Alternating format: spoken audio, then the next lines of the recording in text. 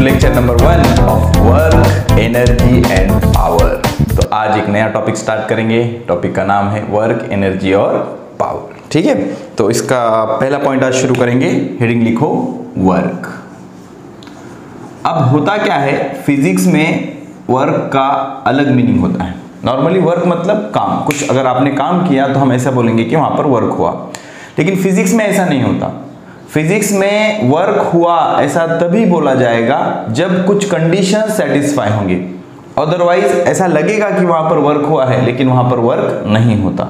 जैसे एक best example मैं आपको बता दूं, मान लो ये एक सरफेस है और ये एक दीवार है ऐसी, okay, this is the wall. अब एक पर्सन क्या कर रहा है, इस वॉल को ऐसे पुश कर रहा है, ढकल रहा है, उसको ढकल रहा है। अब ये ढकलता रहा दिन भर, 12 घंटे तक इस वॉल को ये ढकलता रहा, तो ये थक जाएगा और क्या बोलेगा, साला बहुत काम किया, दिन भर बहुत काम हो। लेकिन फिजिक्स के एंगल से यहाँ पर कुछ भी काम नहीं हुआ। क्यों नहीं हुआ? बिकॉज वॉल का डिस्प्लेसमेंट हुआ क्या? नहीं हुआ। ठीक है, तो फिजिक्स के अंदर वर्क होने के लिए डिस्प्लेसमेंट का होना बहुत ज्यादा जरूरी है। डिस्प्लेसमेंट का होना बहुत ज्यादा जरूरी है। अब कई बार ऐसे होता है कि डिस्प्लेसमेंट होता है लेकिन वर्क नहीं होता, फोर्स भी लगता है, डिस्प्लेसमेंट भी होता है लेकिन वर्क नहीं होता। तो ये सारी चीजें, ये लॉजिक क्या है, कैसे होता है, कब बोलते हैं वर्क होता है, कब वर्क पॉजिटिव होता है, कब वर्क निगेटिव होता है, कब वर्क जीरो होता है, ये सारी चीजें इस लेक्चर में मैं आपको अच्छे से समझाने वाला हूं और उस पे बेस्ड बहुत अच्छे न्यूमेरिकल, कंसेप्चुअल न्यूमेरिकल आपको करवाऊंगा। बस देखते रहना, आराम से सारी चीजों को समझना और सारी चीजें नोटबुक में नोट करना, खुद लिखना। ठीक है ना, स्क्रीनशॉट या सिर्फ ऐसे मोबाइल देख रहे हो वीडियो की तरह, अरे सर बहुत अच्छा डांस कर रहे हो, ऐसा मत करना। ठीक है ना, तो ये सारी चीजें समझेंगे, एक एक से समझेंगे, आराम से समझेंगे। तो पहले मैं आपके लिए वर्क की डेफिनेशन लिख देता हूं। क्या होता है वर्क की डेफिनेशन?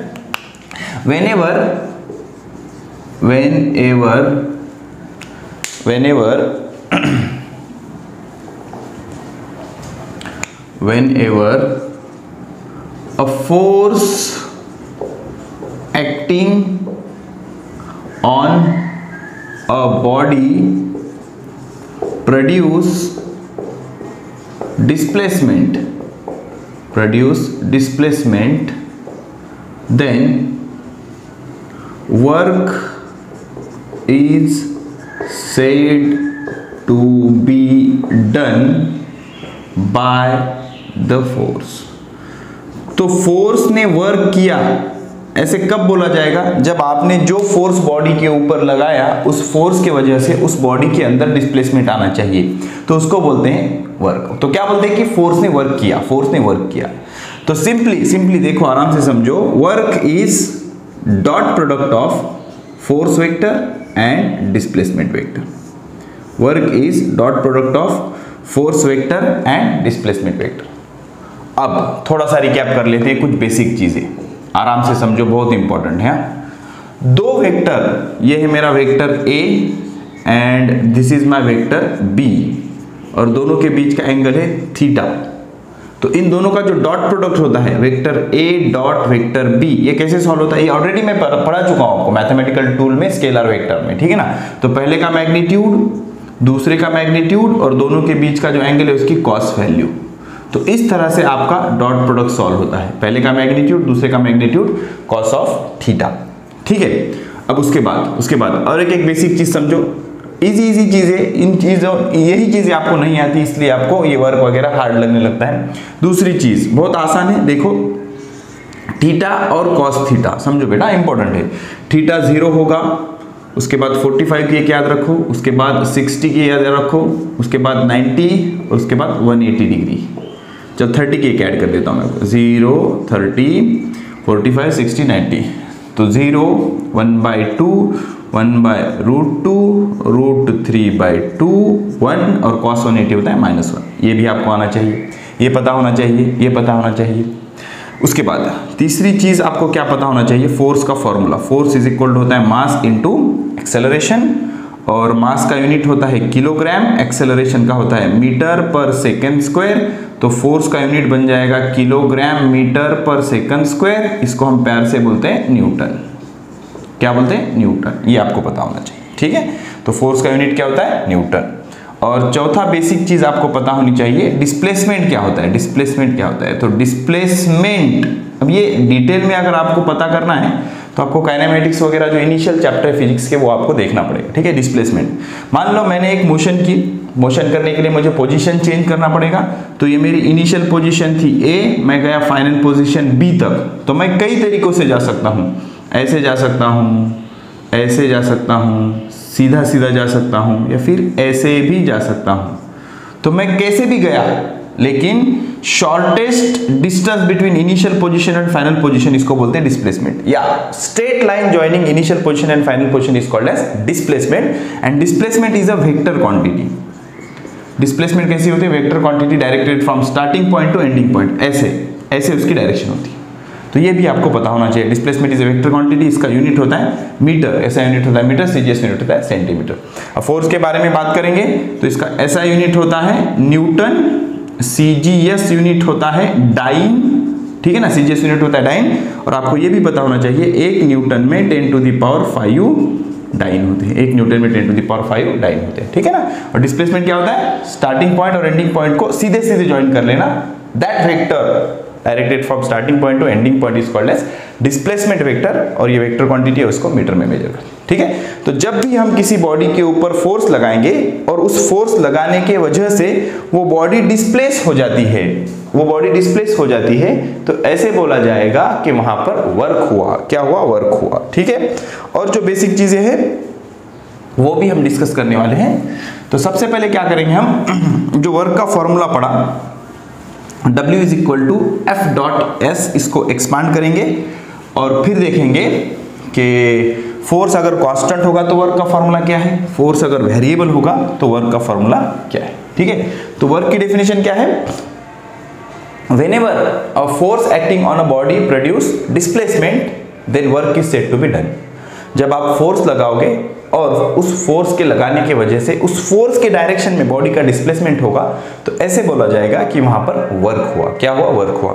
तो सिंपली बेटा समझना, देखो देखो, अब इसमें फर्स्ट पॉइंट लिखो, work done by constant force, work done by a constant force, समझना बेटा, इंटरेस्टिंग और इंपॉर्टेंट चीज है ये, work done by constant force. अब आपने बॉडी पे फोर्स लगाया, फोर्स लगाने की वजह से बॉडी में डिस्प्लेसमेंट हुआ, तो हम ऐसे बोलेंगे कि वर्क हुआ, क्या हुआ, वर्क हुआ, ठीक है। अब समझो, मान लो तो वर्क का फॉर्मूला क्या है, W is equal to, work is a scalar quantity बेटा, work is a scalar quantity because it is a dot product of force vector and displacement vector, force vector and displacement vector. तो work done by constant force. अब force की अगर magnitude भी constant है, magnitude भी constant है और direction भी कांस्टेंट है, ओके, फोर्स की मैग्नीट्यूड और डायरेक्शन दोनों कांस्टेंट है, तब क्या होगा, आपका फोर्स कांस्टेंट होगा। तो फोर्स कांस्टेंट है ऐसा कब बोला जाएगा, कि उसकी मैग्नीट्यूड और डायरेक्शन दोनों कांस्टेंट होनी चाहिए। ऐसा क्यों, because force is a vector quantity और वेक्टर के पास मैग्नीट्यूड और डायरेक्शन दोनों होते हैं, तो फोर्स का मैग्नीट्यूड भी कांस्टेंट चाहिए और डायरेक्शन भी कांस्टेंट चाहिए, तब क्या बोला जाएगा, फोर्स क्या है, कांस्टेंट है। तो इसको अगर सॉल्व करोगे डॉट प्रोडक्ट से, तो W इज इक्वल टू क्या आएगा, फोर्स का मैग्नीट्यूड, डिस्प्लेसमेंट का मैग्नीट्यूड और फोर्स और डिस्प्लेसमेंट की cos थीटा की वैल्यू। तो finally will get W is equal to F S cos theta, ठीक है। This is the general formula for work done. And what kind of force is here, constant force, constant force, constant force, ठीक है। अब इसको थोड़ा सा deeply हम समझने की कोशिश करते हैं। मान लो एक सिस्टम है, एक सिस्टम में कुछ ऐसे और यहां पर एक बॉडी है, ठीक है। मैंने क्या किया, इस बॉडी पे ऐसे फोर्स लगाया, वेक्टर F, ओके, और इस वजह से ये बॉडी आगे सरक गई, यहां से लेकर यहां तक आ गई, कुछ ऐसे। तो इसकी इनिशियल पोजीशन थी, इसकी ये फाइनल पोजीशन है, तो इधर फोर्स लगाया, डिस्प्लेसमेंट भी इधर हो गया, डिस्प्लेसमेंट वेक्टर। तो what will be the formula for work done, W is equal to vector F dot vector S, vector F dot vector S। दोनों का डायरेक्शन कैसा है, फोर्स और डिस्प्लेसमेंट का सेम है। या फिर ऐसे बोलो, जिस डायरेक्शन में फोर्स लगाया उसी डायरेक्शन में डिस्प्लेसमेंट हुआ, तो क्या हो जाएगा एफ एस कॉस थीटा। तो थीटा कितना है यहाँ पर 0 डिग्री, कितना है 0 डिग्री, बिकॉज जिस डायरेक्शन में फोर्स है उसी डायरेक्शन में डिस्प्लेसमेंट है। तो क्या हो जाएगा W is equal to F S cos of 0, cos 0 क्या होगा 1, तो W की वैल्यू आ जाएगी F into S, F into S, ठीक है, फोर्स इंटू डिस्प्लेसमेंट। तो क्या आप इसका प्रूफ दे सकते हो sir, W is equal to F S cos theta, because अभी तक तो हमने जो वर्क पढ़ा है वो वर्क हमने कुछ ऐसे पढ़ा है कि W इज इक्वल टू सिर्फ force into displacement. School level पे आपने जो वर्क का फॉर्मूला पढ़ा है W is equal to F S force into displacement. So this is the special case, this is the special case in which displacement is always in the direction of force. ये special case है work की, जब displacement हमेशा force के direction में ही होगा, मतलब जिस डायरेक्शन में आप फोर्स लगा रहे हो उसी डायरेक्शन में डिस्प्लेसमेंट होगा, तभी ये फॉर्मूला अप्लाई कर सकते हो, W is equal to F into S. जैसे कि यहां पर हुआ, मैंने इधर फोर्स लगाया, डिस्प्लेसमेंट भी इधर हुआ, तो हमारा जनरल फॉर्मूला क्या है, W is vector F dot vector S dot product, तो एफ एस कॉस थीटा, तो थीटा क्या है, angle between force and displacement vector, force and displacement vector. तो फोर्स भी इधर है, डिस्प्लेसमेंट भी इधर है, एंगल कितना है 0 डिग्री, तो W is equal to F S cos 0, cos 0 1 होता है, तो W is equal to F S. तो जब भी मेरा डिस्प्लेसमेंट फोर्स के डायरेक्शन में होगा तो वर्क का फॉर्मूला आएगा फोर्स इनटू डिस्प्लेसमेंट। अब अगर क्या हमेशा ही ऐसा होता है कि जिधर फोर्स लगाया उधर ही डिस्प्लेसमेंट हुआ, हमेशा ऐसे नहीं होता। तो अगर ऐसा नहीं होगा तो फिर क्या करेंगे, तब हम क्या करेंगे, ये फॉर्मूला यूज करेंगे F S cos theta. What will be the theta, theta is angle between force and displacement. Okay, तो देखो सिचुएशन क्या होगी, तो पहले इसका यूनिट वगैरह डिराइव कर लेता हूं, फिर मैं आपको इसका प्रूफ और ये फॉर्मूला जनरल फॉर्मूला डिराइव करके बताऊंगा, फिर उसके ऊपर क्या हम न्यूमेरिकल देखेंगे, ठीक है। तो यहां तक एक चीज समझ में आई कि फोर्स एक वेक्टर क्वांटिटी है, फोर्स को कांस्टेंट होने के लिए उसके मैग्नीट्यूड और डायरेक्शन दोनों कांस्टेंट होनी चाहिए, और जो डिस्प्लेसमेंट प्रोड्यूस हो रहा है it will be in the direction of force. Okay, तो देख लो, अब फोर्स का यूनिट क्या है, न्यूटन, डिस्टेंस का यूनिट मीटर, तो वर्क का यूनिट क्या हो गया, न्यूटन मीटर, लेकिन हम इसको क्या बोलते हैं, जूल, JOULE, जूल, जूल का सिंबल होता है कैपिटल J। तो ये होगा इसका SI unit, SI unit work और हर टाइप की एनर्जी का क्या होता है, जूल। और CGS यूनिट क्या होता है, CGS यूनिट होता है अर्ग, क्या होता है, erg, okay, ERG sorry, erg, CGS unit होता है अर्ग, ओके। और 1 joule is equal to 10 to the power 7 erg होता है, 1 joule is equal to 10 to the power 7 erg होता है, ठीक है। ये चीजें आपको पता होंगी, ठीक है, इतनी चीजें लिख ली आपने। चलो अब क्या करेंगे, हम बॉडी पे इंक्लाइंड फोर्स लगाएंगे, ठीक है ना, इंक्लाइंड फोर्स लगाएंगे और देखेंगे तब क्या होगा। मतलब यहां पर क्या होगा अब कि जो डिस्प्लेसमेंट होगा वो फोर्स के डायरेक्शन में नहीं होगा, displacement will not be in the direction of applied force, तो क्या होगा, ठीक है, समझने की कोशिश करते हैं। तो मान लो ये हमारा सरफेस है, this is my surface, okay, और ये बॉडी है, ठीक है, दिस इज माय बॉडी। अब मैंने क्या किया, इस बॉडी पे इधर फोर्स लगाया, फोर्स F, ठीक है, लेकिन बॉडी डिस्प्लेस हुई इधर। जैसे हमारे पास छोटे बच्चे खेलते हैं ना गाड़ी, उसको रस्सी बांध देते हैं और उससे खींचते हैं, तो खींच में ऊपर रहा हूं लेकिन गाड़ी आगे बढ़ रही है, खींच में इधर रहा हूं लेकिन बॉडी इधर बढ़ रही है, तो बॉडी यहां तक आ गई, इधर यहां तक, इस डायरेक्शन में आ गई, ऐसे, समझ रहे हो, ऐसे आ गई बॉडी आगे। तो ये हो गया मेरा displacement, this is my displacement, और वेक्टर ये ऐसे होगा, ठीक है। तो बॉडी पे फोर्स मैंने इधर लगाया लेकिन डिस्प्लेसमेंट इधर हुआ, तो now this time force and displacement are not along the same line और देयर डायरेक्शन इज डिफरेंट। तो इनके बीच का एंगल कितना है, सपोज थीटा, कितना है, थीटा। तो what is the common formula या what is the general formula for work, work का जनरल फॉर्मूला होता है W is equal to force into displacement in the direction of force, या ऐसे बोलो, W is equal to displacement into force in the direction of displacement, ये भी चलेगा। या फिर most common formula W is equal to vector F dot vector yes. तो ये कोई भी फॉर्मूला यूज करके आप हर सिचुएशन में वर्क डिटरमाइन कर सकते हो, लेकिन स्ट्रिक्टली नोट करो इस हर केस में ये जो फोर्स है ये कांस्टेंट होगा। तो फोर्स के कांस्टेंट होने के लिए क्या चाहिए, उसका मैग्नीट्यूड भी सेम चाहिए और डायरेक्शन भी सेम चाहिए। ऐसे बोलो कि डिस्प्लेसमेंट जब तक हो रहा है तब तक ना ही फोर्स का मैग्नीट्यूड चेंज होगा ना ही डायरेक्शन चेंज होगा। ठीक है, तो अब देखो ये क्या बोल रहा है, force into displacement in the direction of force. तो फोर्स इधर है, this is my force, okay, and this is my displacement and this is my angle theta. तो फोर्स इधर है लेकिन डिस्प्लेसमेंट तो इधर है ना, तो डिस्प्लेसमेंट का इधर कंपोनेंट क्या होगा, किसी भी वेक्टर के हम दो कंपोनेंट कर सकते हैं, एक होता है कॉस, दूसरा होता है साइन। थीटा अगर ये है, ये मेरा डिस्प्लेसमेंट वेक्टर यस है, थीटा अगर ये है तो उसके एडजेसेंट कंपोनेंट क्या होगा, yes cos theta, remaining component क्या होगा, एस साइन थीटा। ठीक है, और मान लो दिस इज माय डिस्प्लेसमेंट और अब की बार ये थीटा है और ये यस है, तो थीटा के एडजेसेंट वाला कंपोनेंट क्या होगा, कॉस वाला, यस कॉस थीटा, ये क्या होगा, यस साइन थीटा। समझना बेटा, तो दिस इज माय यस, तो इसका इधर एक कंपोनेंट आएगा, इधर एक कंपोनेंट, इससे कुछ लेना देना नहीं है हमें, इसका इधर कंपोनेंट क्या आएगा, एस कॉस थीटा, क्या आएगा, एस कॉस थीटा।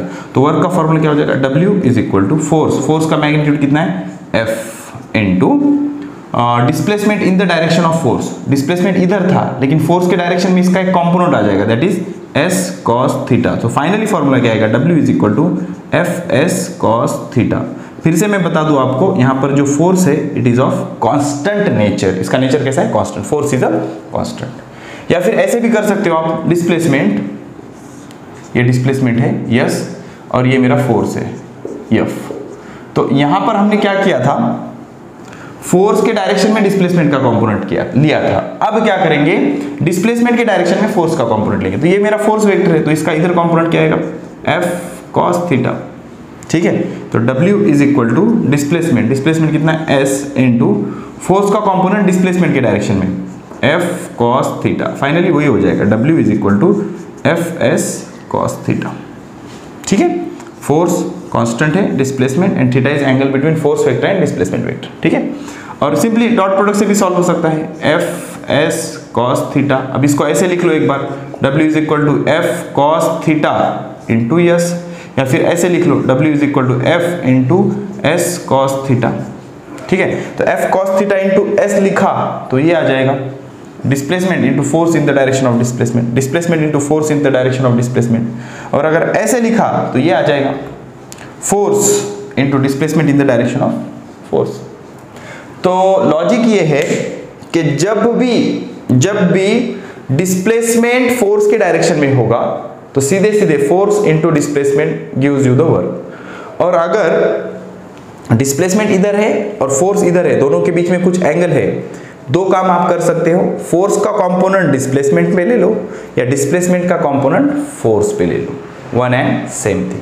ठीक है, तो अब क्या करते हैं, इस फॉर्मूला पे base W is equal to FS cos theta पर बेस कई सारे न्यूमेरिकल्स करेंगे, फिर बढ़ेंगे वेरिएबल फोर्स होगा तो कैसे वर्क डिटरमाइन करना है। ठीक है, अभी तक कितनी चीजें समझ में आई आपके, क्या क्या समझ में आया आपके, चलो एक बार रिवाइज करा देता हूं मैं फटफट, उसके बाद क्या करेंगे हम न्यूमेरिकल्स करेंगे। ठीक है, देख लो।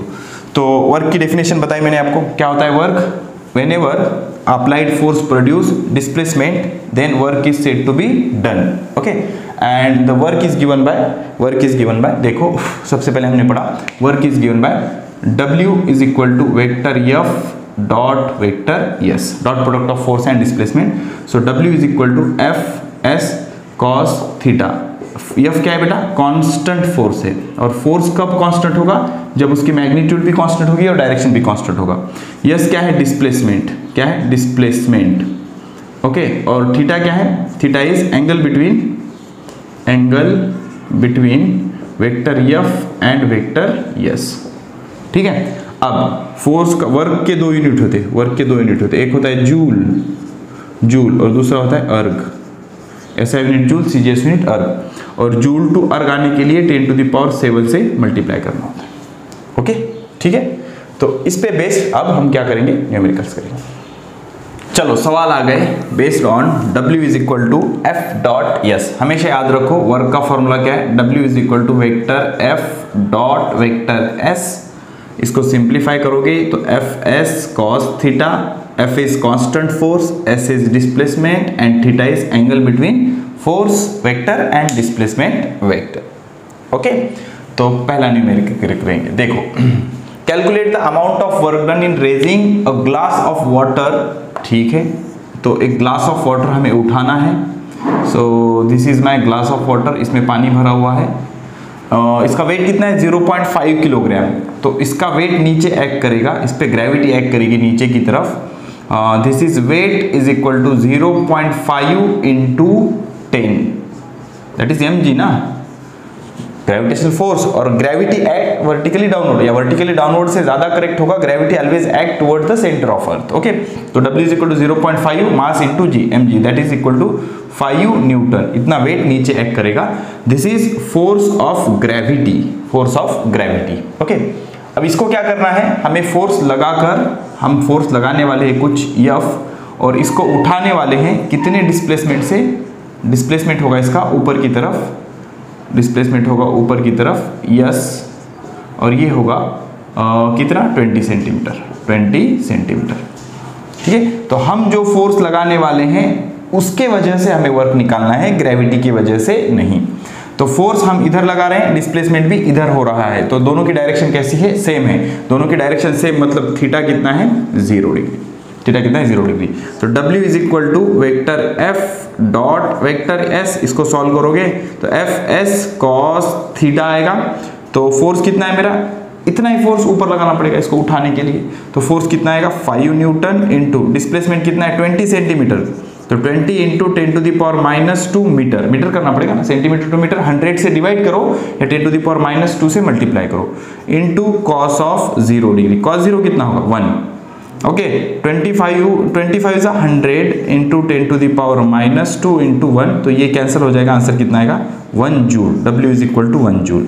अब यहां पर एक इंटरेस्टिंग चीज नोट करो, अगर आपसे पूछता work done by gravitational force, work done by gravitational force, तो इसका आंसर क्या आता, force by gravitational force into displacement into cos of theta. इस फोर्स के डायरेक्शन में डिस्प्लेसमेंट है, इसलिए थीटा कितना आया 0 डिग्री। लेकिन ग्रेविटेशनल फोर्स नीचे है, डिस्प्लेसमेंट ऊपर हो रहा है। ग्रेविटेशनल फोर्स नीचे, ये फोर्स नीचे, डिस्प्लेसमेंट ऊपर, तो अब की बार थीटा कितना होगा 180 डिग्री। फोर्स नीचे, डिस्प्लेसमेंट ऊपर, थीटा कितना होगा 180 डिग्री। तो Fg फिर से 5 न्यूटन ही आएगा, डिस्प्लेसमेंट 20/100 आएगा, क्यों, सेंटीमीटर का मीटर किया, और cos ऑफ 180 आएगा -1, तो 25 कैंसिल ही आएगा -1 जूल। ये फैक्ट आप समझ लेना बेटा। तो ग्रेविटेशनल फोर्स की वजह से वर्क पूछता तो -1 जूल आता, और अप्लाइड फोर्स की वजह से पूछा इसलिए 1 जूल। तो हमारा आंसर क्या होगा 1 joule, because they are applying the force and displacement are in the direction, और ग्रेविटेशनल फोर्स नीचे है और डिस्प्लेसमेंट ऊपर है, तो एंगल 180। ठीक है, ये चीजें और अच्छे से समझाऊंगा मैं आपको, पहले आप इतनी चीजें नोट करो। तो ये न्यूमेरिकल नंबर 1 हमारा खत्म हो गया। Can you solve numerical number 2 and 3 by pausing the video? Video pause करके आप सॉल्व कर सकते हो। ट्राई किया क्या? आई होप आपने ट्राई किया है। चलो इसका सॉल्यूशन मैं आपको बताता हूँ, numerical number 2 and numerical number 3 का। देखो बेटा आराम से समझो, सिंपल सा लॉजिक है। अगर आपका फोर्स कांस्टेंट है तो सिंपली आपको क्या करना है, फोर्स और डिस्प्लेसमेंट के बीच का एंगल पता करना है, खत्म। ठीक है, तो देखो अब क्या हो रहा है, न्यूमेरिकल नंबर 2। ठीक है, a body of mass 20 kilogram is at rest. ठीक है, ये बॉडी है मेरे पास, ओके, ये बॉडी है, इसका मास कितना है, mass of this body is 20 kilogram, और इनिशियली ये रेस्ट पे है, इनिशियली रेस्ट पे है। Okay, a force of 5 Newton act on the body. अब मैंने बॉडी पे क्या किया, 5 न्यूटन का फोर्स लगाया, 5 न्यूटन का फोर्स लगाया। Calculate the work done in first second. तो 1 सेकंड में बॉडी यहां से यहां तक आई, मान लेते हैं 1 सेकंड में बॉडी यहां से यहां तक आई, यहां से यहां तक आई, तो इसने डिस्प्लेसमेंट कितना किया, इसने डिस्प्लेसमेंट किया s। ठीक है, तो यहां से लेकर यहां तक का हमें वर्क पूछा है। तो फॉर्मूला क्या है, अब डिस्प्लेसमेंट इधर है, फोर्स भी इधर है, तो W is equal to vector F dot vector S, so that will be F S cos of theta, तो जिस डायरेक्शन में फोर्स है उसी डायरेक्शन में डिस्प्लेसमेंट है, तो थीटा की वैल्यू 0, तो F into S into cos 0, cos 0 होता है 1, तो W का फॉर्मूला यूज कर सकते हैं फोर्स इंटू डिस्प्लेसमेंट। लेकिन प्रॉब्लम ये है हमारे पास फोर्स है 5 न्यूटन, लेकिन डिस्प्लेसमेंट हमें पता नहीं, तो डिस्प्लेसमेंट पता करना पड़ेगा। तो डिस्प्लेसमेंट पता करने के लिए पहले मैं एक्सेलरेशन पता करता हूँ। तो acceleration is force divided by mass. तो फोर्स कितना है, फोर्स है 5 न्यूटन, मास है 20 किलोग्राम, तो ये आया 1/4 मीटर पर second square. So this is my acceleration. Okay, अब काइनेमेटिकल इक्वेशन यूज करके यस पता करता हूँ, तो कैसे आएगा, s is equal to ut plus half at square. Initial speed कितनी है इसकी, 0 है, तो displacement s is equal to 0 into time 1 second है, 1 सेकंड में पूछा है ना, in the first second, in the very first second, yes, plus 1/2 into acceleration कितना है, एक्सेलरेशन 1/4 इंटू टी स्क्वायर, मतलब 1 का स्क्वायर, तो ये तो 0 हो जाएगा, तो डिस्प्लेसमेंट कितना आएगा, ये 1 का स्क्वायर 1, 4 इंटू 2 8, ये आएगा 1/8 मीटर, तो डिस्प्लेसमेंट कितना है 1/8 मीटर। जिस डायरेक्शन में फोर्स है उसी डायरेक्शन में डिस्प्लेसमेंट है, तो थीटा का वैसे कुछ रोल होगा भी नहीं, ठीक है, cos 0 1 होता है, तो W is equal to F S, तो W is equal to force कितना है 5 न्यूटन और डिस्प्लेसमेंट कितना है 1/8, तो ये आ गया 5/8 joule, which is perfectly correct answer, 5/8 joule.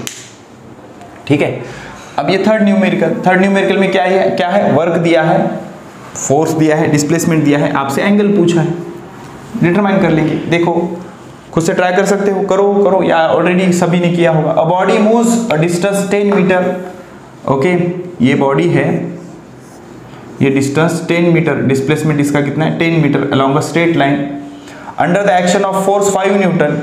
तो मान लेते हैं ये फोर्स इधर है 5 न्यूटन F।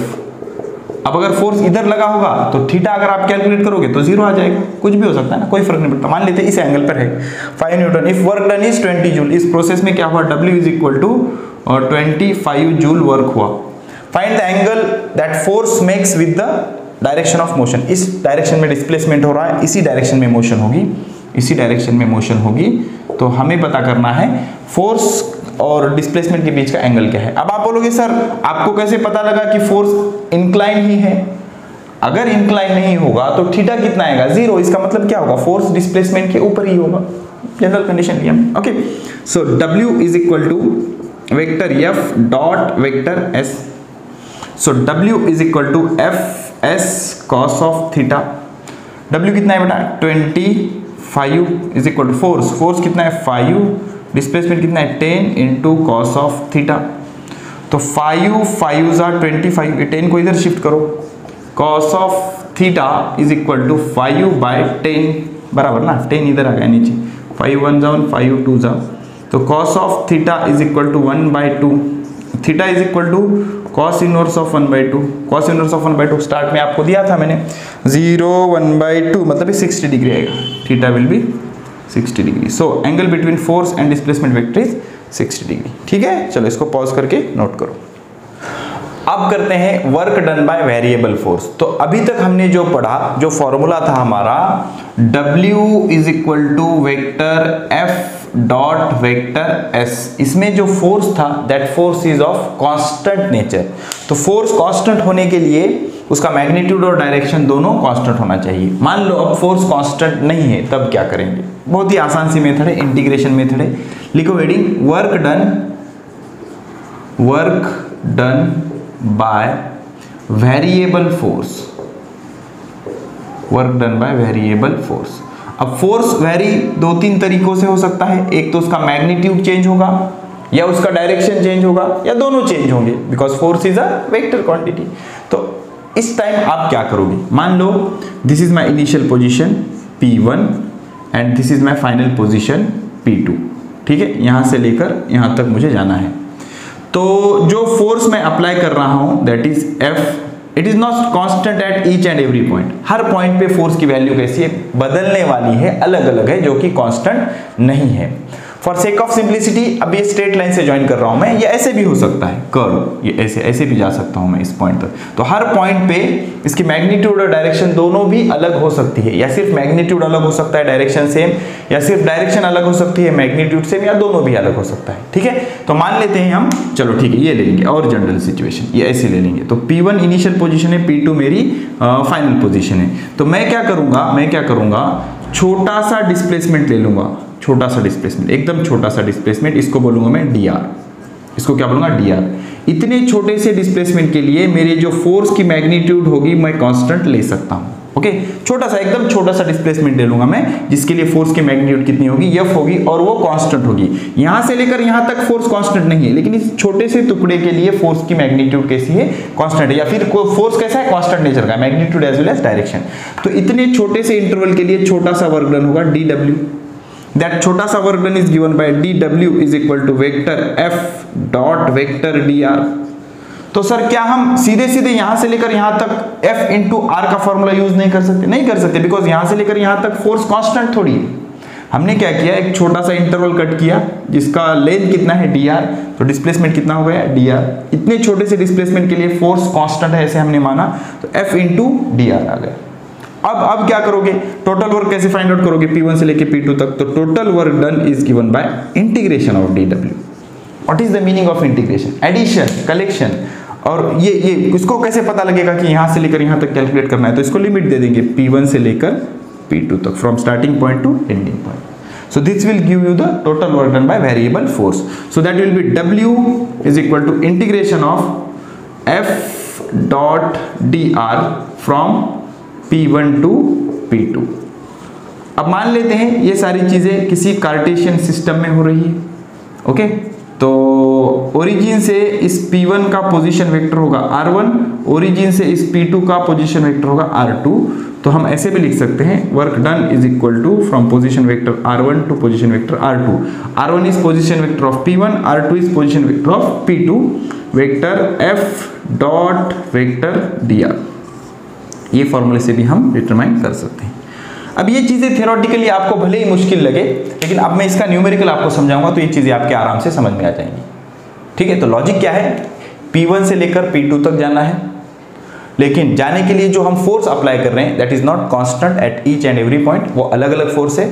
तो हमने क्या किया, एक छोटा सा इंटरवल लिया dr, उस पे जो फोर्स है उसको हमने कांस्टेंट माना।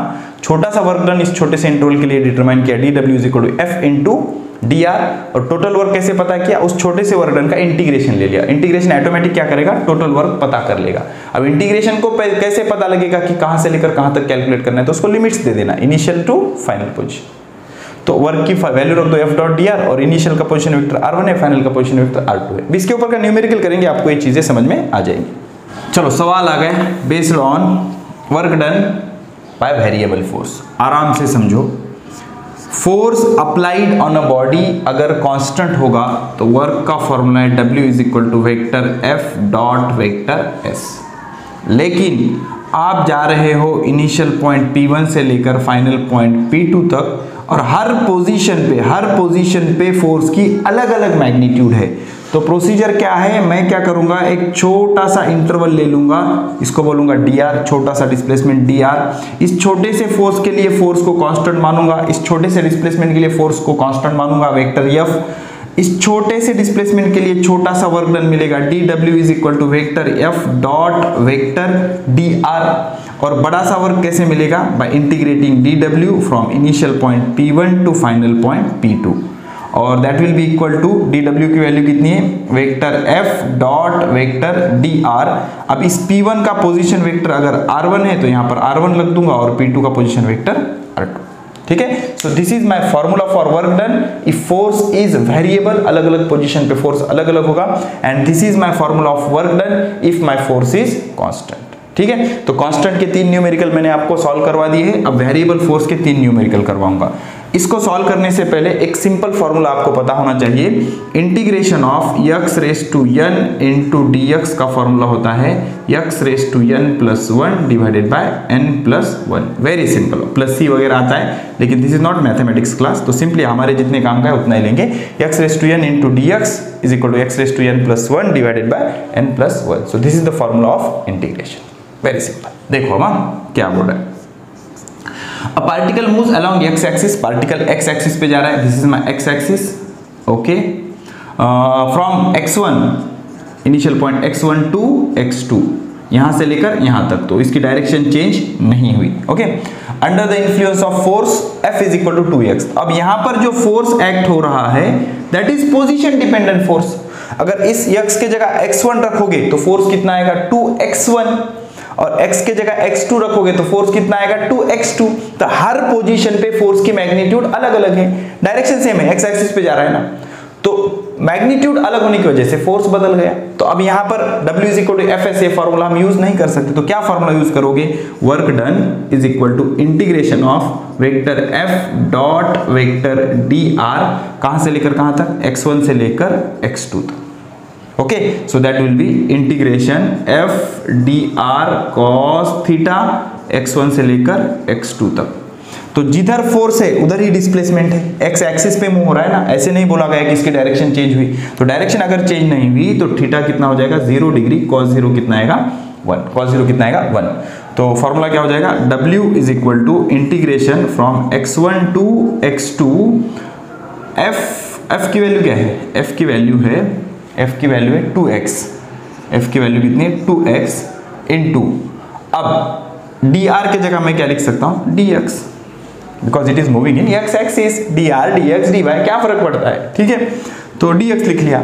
तो अब 2 कांस्टेंट है सामने ले लो, integration of x into dx x1 to x2, तो x raise to n into dx का इंटीग्रेशन क्या है, x raise to 1 plus 1 divided by 1 plus 1, कहां से लेकर कहां तक, x1 से लेकर x2 तक, और ये बाहर 2 है, तो ये 2 से ये 2 कैंसिल, तो क्या आएगा एक्स स्क्वायर, कहां से लेकर कहां तक, x1 से लेकर x2 तक। इसको कैसे सॉल्व करते हो, इसको डेफिनेट इंटीग्रेशन बोलते हैं, जो आंसर आता है उसमें पहले अपर लिमिट रखते हैं माइनस लोअर लिमिट, तो x के जगह अपर लिमिट रखो x2 स्क्वायर माइनस x के जगह लोअर लिमिट रखो x1 स्क्वायर, तो x2 square minus x1 square will be the answer, x2 square minus x1 square will be the answer. अब आप बोलोगे सर ये dr की जगह dx कैसे आया, अरे भाई रैंडमली किसी डायरेक्शन में जा रहा है तो उसको हम बोलेंगे डायरेक्शन r, और r के ऊपर का dr, अब यहाँ पर x एक्सिस पे मूव हो रहा है तो dx हो गया, जो वेरिएबल है उसके हिसाब से हम एडजस्ट कर सकते हैं। ये जो स्मॉल एलिमेंट हमने काटा था इट में भी dr dx dy कुछ भी हो सकता है, हमारे हिसाब से हम उसको कुछ भी ले सकते हैं। सो दिस इज माय आंसर। अब और अच्छे समझ में आएगा, न्यूमेरिकल नंबर 4 और 5 सॉल्व करने के बाद आपको चीजें अच्छे से क्लियर हो जाएगी, ठीक है। तो अगर आपका फोर्स कांस्टेंट है तो आप क्या फॉर्मूला यूज करोगे, Fs cos थीटा, और अगर आपका फोर्स वेरिएबल है तो integration of vector F dot vector dr बोलो, vector F dot vector dx बोलो, vector F dot vector dy बोलो, डजंट मैटर, ओके। तो पहले क्या करेंगे, इसको सॉल्व करेंगे। देखो दो चीजें समझो, इंटीग्रेशन ऑफ dx होता है x, और integration of x raise to n into dx होता है x raise to n plus 1 divided by n plus 1, और ये डेफिनेट इंटीग्रेशन है तो इंटीग्रेशन कांस्टेंट नहीं आता। तो फोर्स दिया हुआ है F is equal to 10 plus 0.5x, okay, newton में है, x on a particle in x direction, कौन सी डायरेक्शन में, फिर से x डायरेक्शन में है, in meter. Find the work done during, अब कहां से कहां तक, x इज इक्वल टू 0 से लेकर x is equal to 2 metre तक इसको डिस्प्लेसमेंट करना है, तो यहां पर भी इसकी डायरेक्शन चेंज नहीं हुई, लेकिन फोर्स की मैग्नीट्यूड अलग अलग है। देखो x के जगह अगर 0 रखोगे तो 0.5 इंटू 0 ये 0 हो जाएगा, यहां पर फोर्स की वैल्यू कितनी होगी 10 न्यूटन यहां पर आ जाओ, फोर्स की वैल्यू कितनी होगी, F2 इज इक्वल टू, यहां पर 2 रखोगे तो ये कैंसिल हो जाएगा, 2 इंटू ये 10 और 1 11 न्यूटन, तो यहां पर फोर्स अलग है, यहां पर फोर्स अलग है, तो W is equal to Fs cos theta, ये फॉर्मूला तो हम यूज नहीं कर सकते बिकॉज हमारे पास फोर्स के अलग अलग वैल्यू है, हर पॉइंट पे फोर्स की वैल्यू अलग अलग है। तो क्या करोगे, इंटीग्रेशन मेथड यूज करेंगे, W is equal to integration of vector F dot vector dx, x axis है तो dx ले लिया, from x1 to x2, okay, so that will be integration of, अब देखो f into dx cos theta, f dx cos theta from x1 to x2, अब जिस direction में force है उसी डायरेक्शन में डिस्प्लेसमेंट है तो cos थीटा की वैल्यू 1, बिकॉज थीटा क्या हो जाएगा 0, तो क्या हो जाएगी value, integration f into dx from x1 to x2, so that will be integration of f कितना है बेटा, f है 10 plus 0.5x into d x, कहाँ से लेकर कहाँ तक, x1 टू x2, x1 कितना है 0, x2 कितना है 2। ओके, अब इंटीग्रेशन को डिस्ट्रीब्यूट कर दो, क्या हो जाएगा, integration from 0 to 2 10 into d x, 10 into d x plus integration from 0 to 2 0.5x into d x. ठीक है, अब 10 बाहर आ जाएगा, integration of d x from 0 to 2 plus 0.5 बाहर आ जाएगा, कांस्टेंट है, integration of x raise to 1 into d x from 0 to 2। अब dx का इंटीग्रेशन, ये 10 का 10, dx का इंटीग्रेशन क्या आएगा, x कहाँ से लेकर कहाँ तक, 0 से लेकर 2 तक प्लस ये 0.5 का 0.5, x रेज टू n का इंटीग्रेशन क्या होता है, x raise to n plus 1 divided by n plus 1, तो x रेज टू 1 का क्या होगा, x raise to 1 plus 1 divided by 1 plus 1। ठीक है, तो इसको कैसे सॉल्व करोगे, 10 upper limit minus lower limit, 2 minus 0 plus 0.5, ये होगा x स्क्वायर बाई 2, कहाँ से लेकर कहाँ तक, 0 से लेकर 2 तक।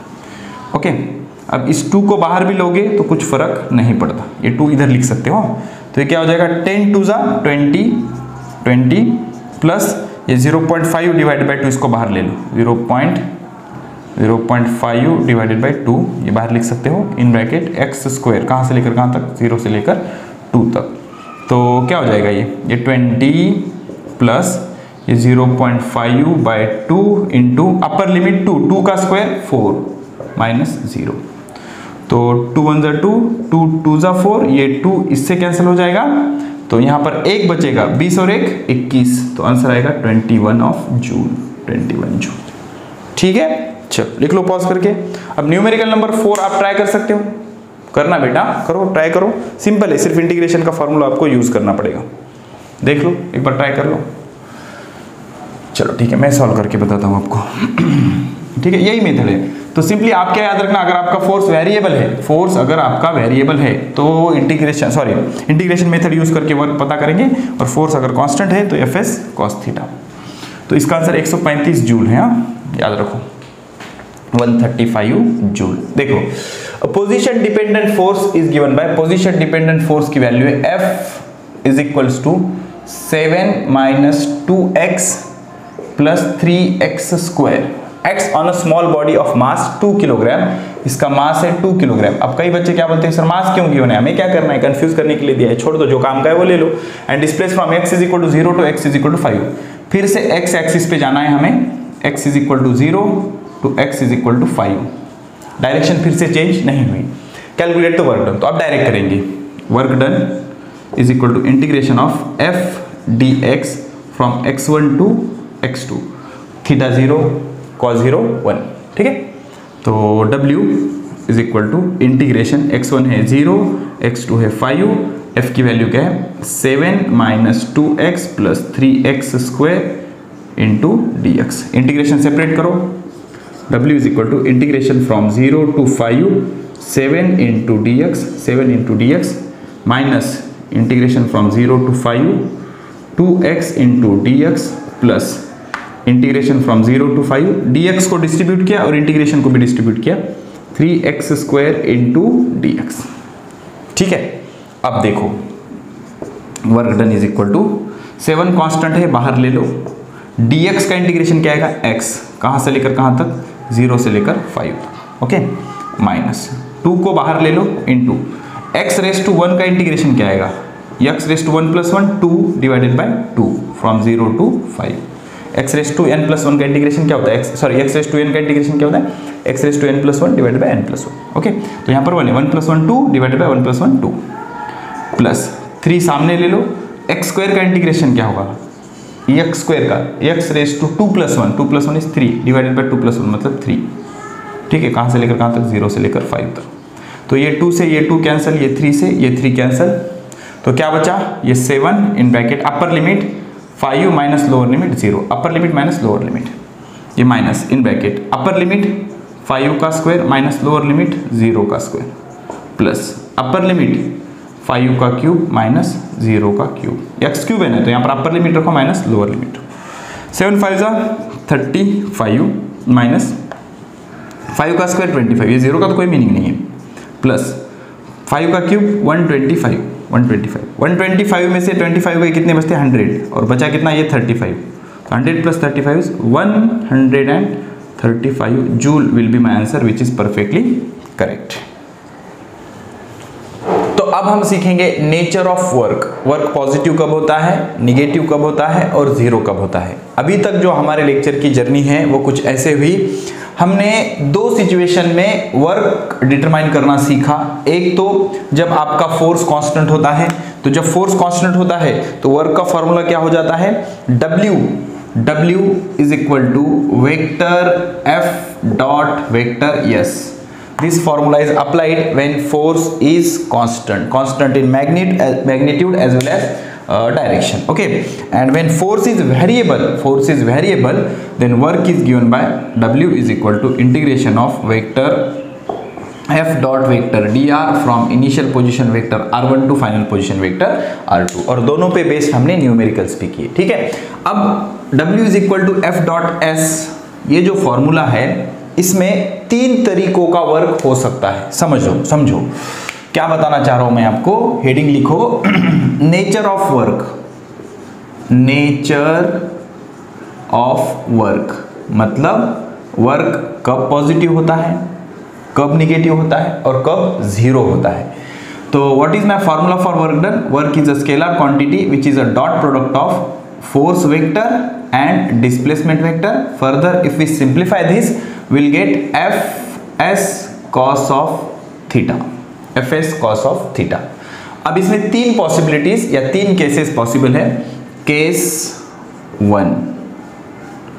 1 है पॉजिटिव वर्क। वर्क पॉजिटिव कब होता है? तो फोर्स तो कांस्टेंट है, डिस्प्लेसमेंट भी कांस्टेंट है, तो वर्क पॉजिटिव होगा या निगेटिव होगा ये डिपेंड करता है थीटा के वैल्यू पे। Okay, if theta is less than 90 degree, that is acute. Acute मतलब 90 से कम वाला एंगल, क्यूट नहीं, acute. If theta is less than 90 degree that is acute. For every acute value of theta cos theta is positive. cos theta is positive. अगर cos theta positive होगा तो work कैसे होगा? Positive होगा।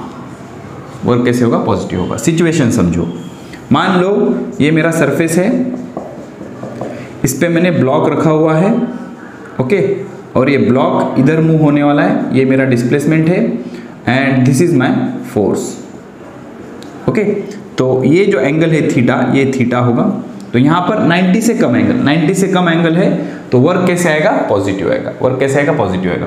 अब work positive आएगा तो ये जो वर्क है, work will support the motion. Support the motion क्यों? बिकॉज मोशन की ये डायरेक्शन है, मोशन इस डायरेक्शन में हो रही है और फोर्स का एक कंपोनेंट, फोर्स के 2 कंपोनेंट हो जाएंगे ऐसे। इधर होगा F cos थीटा और F sin थीटा। तो ये जो F sin थीटा कंपोनेंट है उसका मोशन से कुछ लेना देना नहीं होगा, ना तो वो मोशन को सपोर्ट करेगा ना ही मोशन को अपोज करेगा। लेकिन ये जो F cos थीटा वाला कंपोनेंट है ये मोशन के डायरेक्शन में है, तो ये मोशन को सपोर्ट करेगा और वेलोसिटी इंक्रीज करेगा। ठीक है ना? तो work will support the motion. क्यों? बिकॉज वर्क यहां पर कैसे है? पॉजिटिव है। कैसे है? पॉजिटिव है। ओके, अब इसके एग्जांपल देख लेते हैं। ओके, पहला freely falling body. Freely falling body. Okay, तो ये मेरा सरफेस ऑफ अर्थ है, तो मैं ऐसे कंसीडर करता हूं कि I am releasing the body from height which is less in comparison to radius of earth. ऐसा क्यों? अगर मैं बहुत ज्यादा हाइट पे चला जाऊंगा तो एक्सेलरेशन ड्यू टू ग्रेविटी की वैल्यू चेंज हो जाएगी, और एक्सेलरेशन ड्यू टू ग्रेविटी की वैल्यू चेंज, और मोर एक्यूरेटली अगर आपको बताऊं तो मैं ज्यादा ऊंचाई पे चला जाऊंगा तो एक्सेलरेशन ड्यू टू ग्रेविटी कम हो जाएगा, तो फोर्स की वैल्यू चेंज हो जाएगी। तो हमें फोर्स कांस्टेंट रखना है। तो मैं ऐसे मान के चलता हूं कि जो हाइट है 100 मीटर 500 मीटर इतनी है, कम है, ठीक है ना, तो वहां पर एक्सेलरेशन ड्यू टू ग्रेविटी की वैल्यू चेंज नहीं होगी। तो फ्रीली फॉलिंग बॉडी ये नीचे की तरफ गिरेगी और इस पे फोर्स कौन सा एक्ट होगा? Gravitational force Fg is equal to mg, नीचे की तरफ एक्ट होगा, और डिस्प्लेसमेंट भी बॉडी का किधर होगा? नीचे ही होगा। डिस्प्लेसमेंट भी नीचे होगा, फोर्स भी नीचे होगा, तो यहां पर वर्क कैसे आएगा? पॉजिटिव आएगा। वर्क कैसे आएगा? पॉजिटिव। क्यों? बिकॉज यहाँ का थीटा क्या होगा? यहाँ का थीटा तो 0 ही होगा ना, and 0 is acute less than 90। Okay, तो फोर्स और डिस्प्लेसमेंट एक ही डायरेक्शन में होंगे, तो यहाँ का वर्क कैसे होगा? पॉजिटिव होगा। अब इसका दूसरा एग्जांपल मैं आपको बताऊं, सेकंड एग्जांपल। मान लो एक स्प्रिंग है ऐसी, और मैं क्या कर रहा हूं, इसको F फोर्स लगा के खींच रहा हूं, तो स्प्रिंग क्या हो जाएगी?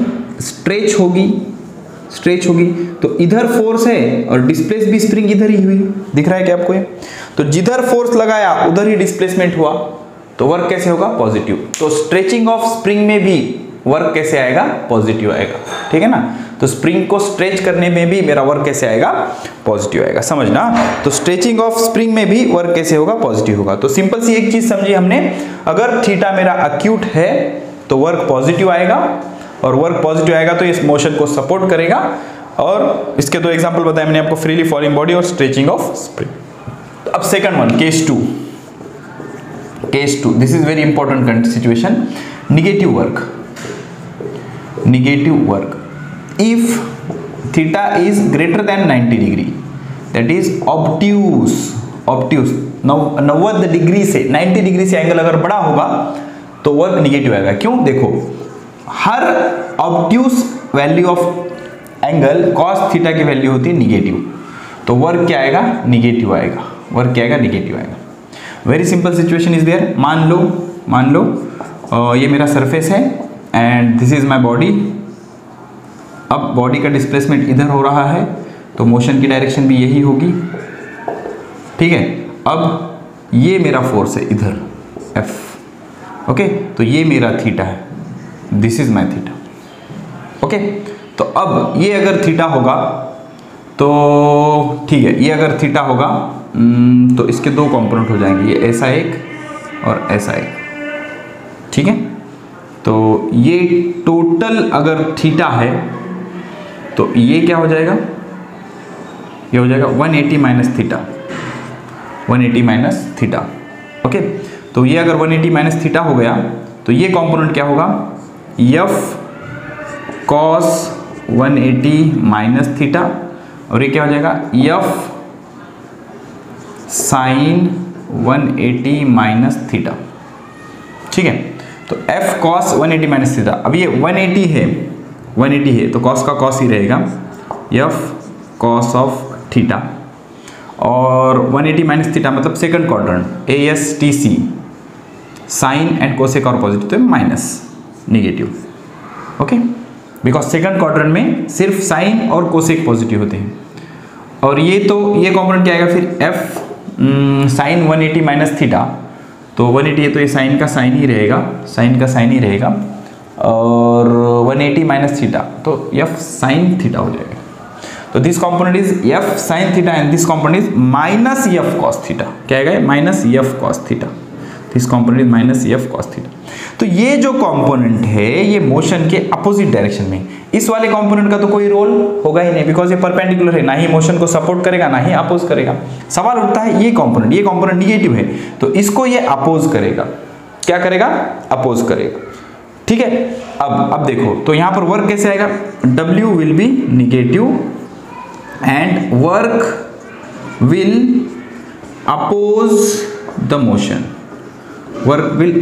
मोशन, मतलब मोशन को अपोज करेगा, मोशन को कम करने की कोशिश करेगा। यहां पर वर्क मोशन को बढ़ाने की कोशिश करेगा, यहां पर वर्क मोशन को कम करने की, मोशन इधर है, फोर्स इधर एक्ट हो रहा है, तो ये वर्क, यहां का वर्क क्या करेगा? मोशन को अपोज करने की कोशिश करेगा। अब इसका एग्जांपल, बेस्ट एग्जांपल आएगा work done by frictional force, कौन सा force? Frictional force. Very simple. अब देखो, ये बॉडी है, ये बॉडी को मैं इधर मूव करने की कोशिश कर रहा हूं, तो ये जो फ्रिक्शन है बिटवीन टू सरफेस, ये इधर एक्ट होगा, तो मोशन तो इधर हो रही है, लेकिन ये फ्रिक्शनल फोर्स क्या कर रहा है? इसको अपोज कर रहा है। तो डिस्प्लेसमेंट इधर है और फोर्स ऑफ फ्रिक्शन इधर है, दोनों के बीच का एंगल 180 डिग्री, तो वर्क कैसे आएगा? निगेटिव आएगा, बिकॉज cos 180 डिग्री इज -1, तो फोर्स इधर है, डिस्प्लेसमेंट इधर है, तो वर्क कैसे आएगा? निगेटिव आएगा। उसके बाद ये पहला एग्जांपल हो गया, work done by frictional force is negative. दूसरा, work done by braking force, हम जो ब्रेक लगाते हैं, ब्रेकिंग फोर्स जो वर्क करता है वो भी निगेटिव होता है। हम ब्रेक लगाते हैं, फोर्स हमने पीछे लगाया, ब्रेक दबाते हैं मतलब फोर्स हमने पीछे लगाया, डिस्प्लेसमेंट आगे हो रहा है, तो दोनों के डायरेक्शन अपोजिट, तो वर्क कैसे होगा, नेगेटिव होगा। इससे बेस्ट एग्जांपल, मान लो हमने क्या किया, स्टोन को नीचे फेंकने के बजाय स्टोन को ऊपर फेंका, स्टोन को ऊपर फेंका, तो ऊपर फेंका मतलब डिस्प्लेसमेंट की डायरेक्शन ऊपर है, लेकिन ग्रेविटेशनल फोर्स किधर एक्ट हो रहा है, नीचे। ओके, तो बॉडी नीचे से ऊपर जाते वक्त, बॉडी नीचे से ऊपर जाते वक्त डिस्प्लेसमेंट ऊपर, ग्रेविटेशनल फोर्स नीचे, दोनों के बीच का angle 180 degree, and cos of 180 degree is -1, तो वर्क निगेटिव होगा। तो बॉडी जब नीचे से ऊपर जा रही है तो वर्क निगेटिव होगा, और बॉडी जब ऊपर से नीचे आ रही है तो वर्क पॉजिटिव होगा। सिंपल सी चीज है। देखो, पॉजिटिव वर्क में work support the motion, negative work में वर्क अपोज द मोशन। इसका बेस्ट एग्जांपल क्या है, देखो सिनेरियो समझो। मैंने क्या किया, एक बॉडी है, इसको ऊपर फेंका, ओके, बॉडी को ऊपर थ्रो किया या ऊपर फेंका मैंने बॉडी को, तो क्या हो जाएगा, ये बॉडी को मान लो मैंने ऊपर फेंका, तो बॉडी यहां पर है, तो बॉडी ऊपर जा रही है, तो डिस्प्लेसमेंट की डायरेक्शन ऊपर है, लेकिन ग्रेविटेशनल फोर्स नीचे है। डिस्प्लेसमेंट ऊपर, ग्रेविटेशनल फोर्स नीचे, दोनों के बीच का एंगल 180 डिग्री, तो यहां पर वर्क कैसे होगा, निगेटिव होगा। तो होता क्या है, यहाँ की जो स्पीड होती है वो मैक्सिमम होती है, और जैसे जैसे बॉडी ऊपर जा रही है, ऊपर जाने के बाद इसकी स्पीड हो जाती है 0। तो ये जो निगेटिव वर्क है ये रिस्पॉन्सिबल है इसकी स्पीड कम करने के लिए। बॉडी नीचे से ऊपर जाते वक्त ग्रेविटेशनल फोर्स नीचे, डिस्प्लेसमेंट ऊपर, तो ग्रेविटेशनल फोर्स का वर्क कैसे आएगा, निगेटिव आएगा। इस वजह से इसकी स्पीड कम होती जाएगी और फाइनली 0 हो जाएगी। अब यही सिचुएशन अगर ऊपर से नीचे कंसीडर करोगे तो this is my gravitational force, this is my displacement, नीचे आ रही है ना बॉडी, तो डिस्प्लेसमेंट का डायरेक्शन भी नीचे है, ग्रेविटेशनल फोर्स का डायरेक्शन भी नीचे है, तो इनिशियल वेलोसिटी इसकी 0 होगी, यहां पर आने के बाद इसकी स्पीड मैक्सिमम होगी। तो ऊपर से नीचे आते वक्त डिस्प्लेसमेंट और फोर्स दोनों की डायरेक्शन सेम है, विच फोर्स, ग्रेविटेशनल फोर्स। इस वजह से वर्क पॉजिटिव होगा, स्पीड बढ़ेगी, तो वर्क पॉजिटिव होता है तो work will support the motion. और जब वर्क निगेटिव होता है, निगेटिव कब होता है, फोर्स और डिस्प्लेसमेंट अपोजिट होते हैं तब, तो work will oppose the motion, work will oppose the motion. Okay, so force और डिस्प्लेसमेंट दोनों की डायरेक्शन सेम है या एंगल एक्यूट है, तो work is positive, it will support the motion, and when force and displacement are oppositely directed or the angle between force and displacement is greater than 90 degree, then cos theta value will become negative, hence work done is negative and work oppose the motion. अब last case बच जाती है zero work, very important, very interesting, zero work. तो क्या कभी आपने सोचा है हम फोर्स भी लगा रहे हैं, डिस्प्लेसमेंट भी हो रहा है, फिर भी वर्क जीरो है? क्या ये पॉसिबल है? डेफिनेटली ये पॉसिबल है। कैसे? जब डिस्प्लेसमेंट और फोर्स के बीच का एंगल कितना होता है, 90 डिग्री। कितना होता है? 90 डिग्री। समझो मान लो दिस इज द सरफेस। अब हमने क्या किया, इस डायरेक्शन में फोर्स लगाया, लेकिन डिस्प्लेसमेंट इधर हो रहा है। ओके, डिस्प्लेसमेंट इधर हो रहा है, दिस इज माय डिस्प्लेसमेंट। तो एंगल कितना है? Theta is 90 degree. तो W is equal to vector F dot vector S, that will be Fs cos theta, that will be Fs cos 90। अब सबको पता है cos 90 कितना होता है? 0। तो Fs into 0, that will be 0। So work done कितना आया? 0। तो जब फोर्स और डिस्प्लेसमेंट एक दूसरे से राइट एंगल होंगे तो वर्क डन कितना होगा? 0 होगा। ऑब्वियस सी चीज है ना। वर्क क्या होता है? Displacement into component of force in the direction of displacement. तो इसका इधर कंपोनेंट 0 होगा, या फिर force into component of displacement in the direction of force, तो इसका इधर कंपोनेंट 0 होगा। या फिर लेके देखो, डिस्प्लेसमेंट का इधर कंपोनेंट कितना आएगा? यस cos 90, एंगल 90 है ना, यस cos 90, cos 90 0, तो 0 इंटू यस इज 0। तो इसका इधर कंपोनेंट आएगा ही नहीं, इसका इधर कंपोनेंट आएगा ही नहीं, तो कंपोनेंट ही आएगा नहीं, तो वर्क होगा कि नहीं? ओके, तो इसके एग्जांपल क्या है? इसका पहला example, uniform circular motion. Uniform circular motion, a body moving with constant speed along the circumference of circle. Okay, तो क्या हो जाएगा? देखो, ये बॉडी है, इस पे फोर्स इधर एक्ट होगा, दैट इज सेंट्रीपिटल फोर्स, और इसका डिस्प्लेसमेंट इधर होगा। दोनों के बीच का एंगल कितना होगा? 90 डिग्री। तो यहाँ पर वर्क डन कितना होगा? 0। ओके, ये example number 1। Example number 2, motion of satellite. Motion of satellite, तो सैटेलाइट भी क्या कर रहा है? सर्कुलर मोशन कर रहा है। तो फोर्स सेंटर की तरफ, डिस्प्लेसमेंट टेंजेंशियल, दोनों के बीच का एंगल 90 डिग्री, वर्क 0। तीसरा, motion of electron around the nucleus, motion of electron around nucleus, ये भी यूनिफॉर्म सर्कुलर मोशन का एग्जांपल, ठीक है। उसके बाद fourth one, motion with constant velocity, motion with constant velocity. अब वेलोसिटी अगर कांस्टेंट होगी तो नेट फोर्स कितना होगा, 0। अब फोर्स ही 0 है तो वर्क कितना आएगा, 0 होगा। भाई न्यूटन का लॉ क्या बोलता है कि बॉडी अगर constant speed, constant velocity, not speed, constant velocity से मूव हो रही है तो उस पे नेट फोर्स कितना होता है, 0। तो फोर्स ही नहीं तो वर्क भी नहीं होगा, ओके। उसके बाद और एक क्या हो सकता है, मान लो एक पर्सन है, इसने क्या किया, अपने हाथ में एक लगेज लिया है और लगेज लेके ये आगे बढ़ रहा है, ओके। तो इसके ऊपर ग्रेविटेशनल फोर्स किधर होगा, नीचे की तरफ, Fg, और डिस्प्लेसमेंट किधर है, इधर है, दोनों के बीच का एंगल 90 डिग्री। तो coolie after taking a luggage moving in forward direction और एनी डायरेक्शन, तो ग्रेविटेशनल फोर्स नीचे और वो आगे बढ़ रहा है, दोनों के बीच का एंगल कितना, 0। तो यहां पर work done by gravitational force is 0। तो क्या सर कुली ने कुछ वर्क नहीं किया, नहीं, कुली का नहीं, ग्रेविटेशनल फोर्स ने कितना वर्क किया, 0।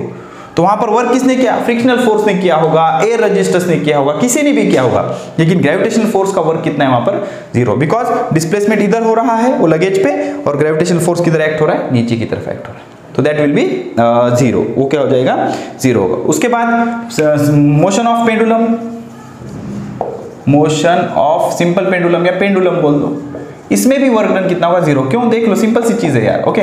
Pendulum is a part of circular motion, ये ऐसे मूव हो रहा है, ऐसे ऐसे, हर बार डिस्प्लेसमेंट इधर है, फोर्स इधर है, टेंशन फोर्स होता है ना इसमें, डिस्प्लेसमेंट इधर, दोनों के बीच का एंगल 90 डिग्री। तो हर बार पेंडुलम कहीं पर भी होने दो, डिस्प्लेसमेंट इधर, फोर्स, टेंशन फोर्स इधर, तो दोनों के बीच का एंगल कितना, 90 डिग्री। तो हर बार डिस्प्लेसमेंट और फोर्स के बीच का एंगल कितना होगा, 90 डिग्री। इस वजह से वर्क डन कितना हो जाएगा, 0 हो जाएगा। कितना हो जाएगा, 0 हो जाएगा। तो वर्क पॉजिटिव, निगेटिव और 0 तीनों हो सकते हैं। जब आपका एंगल एक्यूट होगा तो cos थीटा की वैल्यू पॉजिटिव होगी, वर्क डन पॉजिटिव आएगा। जब आपका एंगल ऑब्ट्यूस होगा, कौन सा angle, angle between force vector and displacement vector, तो cos थीटा की वैल्यू निगेटिव आएगी, वर्क डन निगेटिव होगा। और जब एंगल 90 डिग्री होगा तो cos 90 will be 0, no work is done. When there is 90 degree angle between displacement and force, work done is 0। ठीक है। अब सवाल ये आता है कि work done frame of reference पे डिपेंड करता है क्या, okay. Work done depend on frame of reference, frame of reference. तो work done frame of reference पे डिपेंड करता है क्या, ये सवाल आता है। इसको बहुत अच्छे से मैं आपको समझाऊंगा, देखना। तो इसका आंसर है yes, work done depends on frame of reference. कैसे समझना, देखो भैया, अब वर्क का फॉर्मूला क्या है, work is equal to force into displacement, okay. Theta को 2 मिनट के लिए इग्नोर करते हैं। तो वर्क डिपेंड करता है फोर्स और डिस्प्लेसमेंट पे। तो फोर्स एक ऐसी क्वांटिटी है जो फ्रेम ऑफ रेफरेंस पे डिपेंड नहीं करती, लेकिन डिस्प्लेसमेंट फ्रेम ऑफ रेफरेंस पे डिपेंड करता है। फोर्स फ्रेम ऑफ रेफरेंस पे डिपेंड नहीं करता, लेकिन डिस्प्लेसमेंट फ्रेम ऑफ रेफरेंस पे डिपेंड करता है। इसलिए वर्क भी फ्रेम ऑफ रेफरेंस पे डिपेंड करता है। फोर्स फ्रेम ऑफ रेफरेंस पे डिपेंड नहीं करता, डिस्प्लेसमेंट फ्रेम ऑफ रेफरेंस पे डिपेंड करता है, इसलिए वर्क भी फ्रेम ऑफ रेफरेंस पे डिपेंड करेगा। Let me explain this. मान लो ये एक लिफ्ट है, okay, suppose this is a lift, okay. अब यहां पर एक ऑब्जर्वर रखा है और यहां पर एक बॉडी है, ओके, और एक ऑब्जर्वर यहां पर जमीन पे रुका हुआ है, ठीक है। अब ये लिफ्ट मूव हुई ऊपर, लिफ्ट ऊपर गई तो डिस्प्लेसमेंट हुआ S, ओके। तो इसको बोलता हूं मैं ऑब्जर्वर A, इसको बोलता हूं मैं ऑब्जर्वर B, ओके। तो ये ऑब्जर्वर A इस ऑब्जेक्ट को देख रहा है, तो लिफ्ट अगर S डिस्प्लेसमेंट से ऊपर गई तो ऑब्जेक्ट भी S डिस्प्लेसमेंट से ऊपर जाएगा। और मान लो यहां पर F फोर्स रिस्पॉन्सिबल है जिस वजह से ये ऊपर जा रहा है।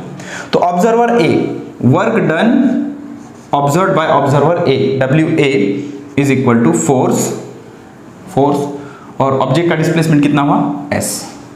तो work done is force into displacement, 100% correct. तो A को क्या लगा, ये ऑब्जेक्ट ऊपर गया डिस्प्लेसमेंट S से, तो वर्क डन कितना होगा, F इंटू S जूल, ये आ गया work done with respect to this observer.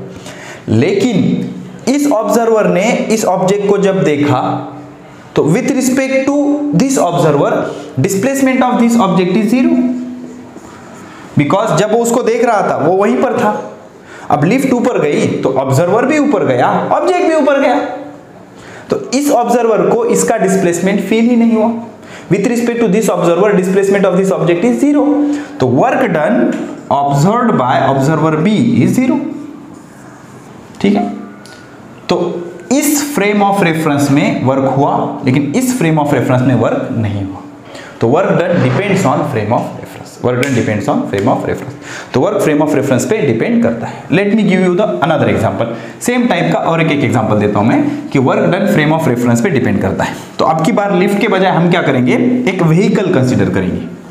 क्या कंसीडर करेंगे, एक व्हीकल कंसीडर करेंगे। देख लो, अब मान लो ये रोड है, ठीक है, दिस इज माय व्हीकल, और यहाँ पर ऑब्जर्वर है और यहाँ पर एक बॉडी रखी हुई, और ये दूसरा ऑब्जर्वर है, दिस में ऑब्जर्वर ए, दिस में observer B, this vehicle is moving like this.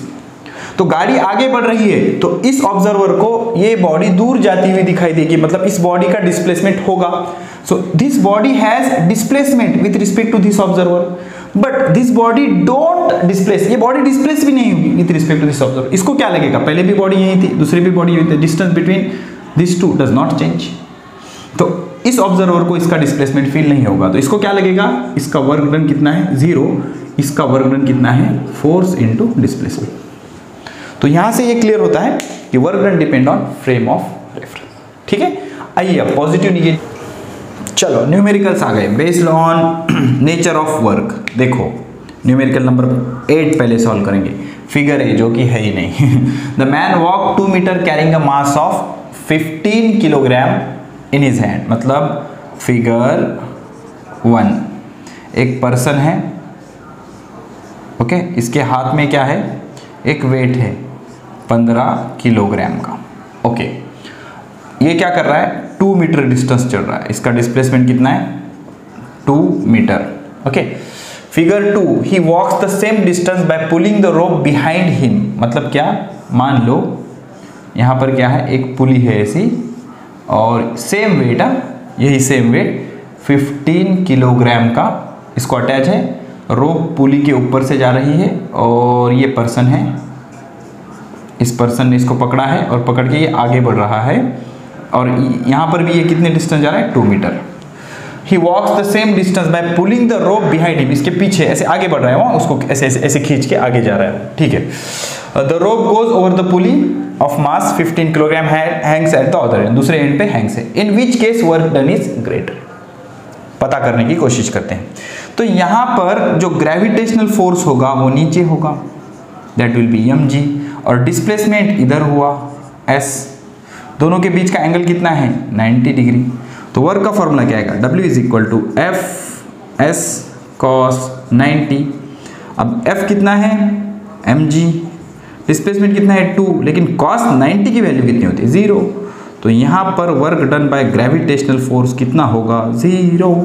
तो नॉर्मली अगर पर्सन वॉक करेगा तो ग्रेविटेशनल फोर्स ने उसके ऊपर वर्क कितना किया, 0। यहाँ पता करने की कोशिश करते हैं। अब ये आगे बढ़ रहा है, इसका वेट नीचे एक्ट होगा 150 न्यूटन। कैसे आया, 15 इंटू 10, ये g की वैल्यू ले लेते हैं 10, और डिस्प्लेसमेंट किधर हो रहा है, ऊपर। अब जितना ये पर्सन आगे बढ़ेगा उतना ही ये ऊपर जाएगा, उतना ही ये ऊपर जाएगा। तो फोर्स नीचे, डिस्प्लेसमेंट ऊपर, तो work done due to gravitational force Wg is equal to F S cos of 180 degree. क्यों 180 डिग्री, फोर्स नीचे, डिस्प्लेसमेंट ऊपर। ये पर्सन आगे बढ़ा तो रोप ऊपर जाएगी, डिस्प्लेसमेंट ऐसे होगा इसका, ठीक है। तो क्या होगा यहाँ पर, तो एफ एस कॉस 180 डिग्री। तो फोर्स कितना लगाया हमने, फोर्स लगाया हमने 150, डिस्प्लेसमेंट 2 मीटर, और cos 180 इज -1, तो -300 जूल के लगभग यहाँ पर वर्क होगा। तो ग्रेटर वर्क कौन सा है? This will be the work. यहाँ पर तो वर्क होगा ही नहीं, यहाँ पर कुछ वर्क उसको करना पड़ेगा।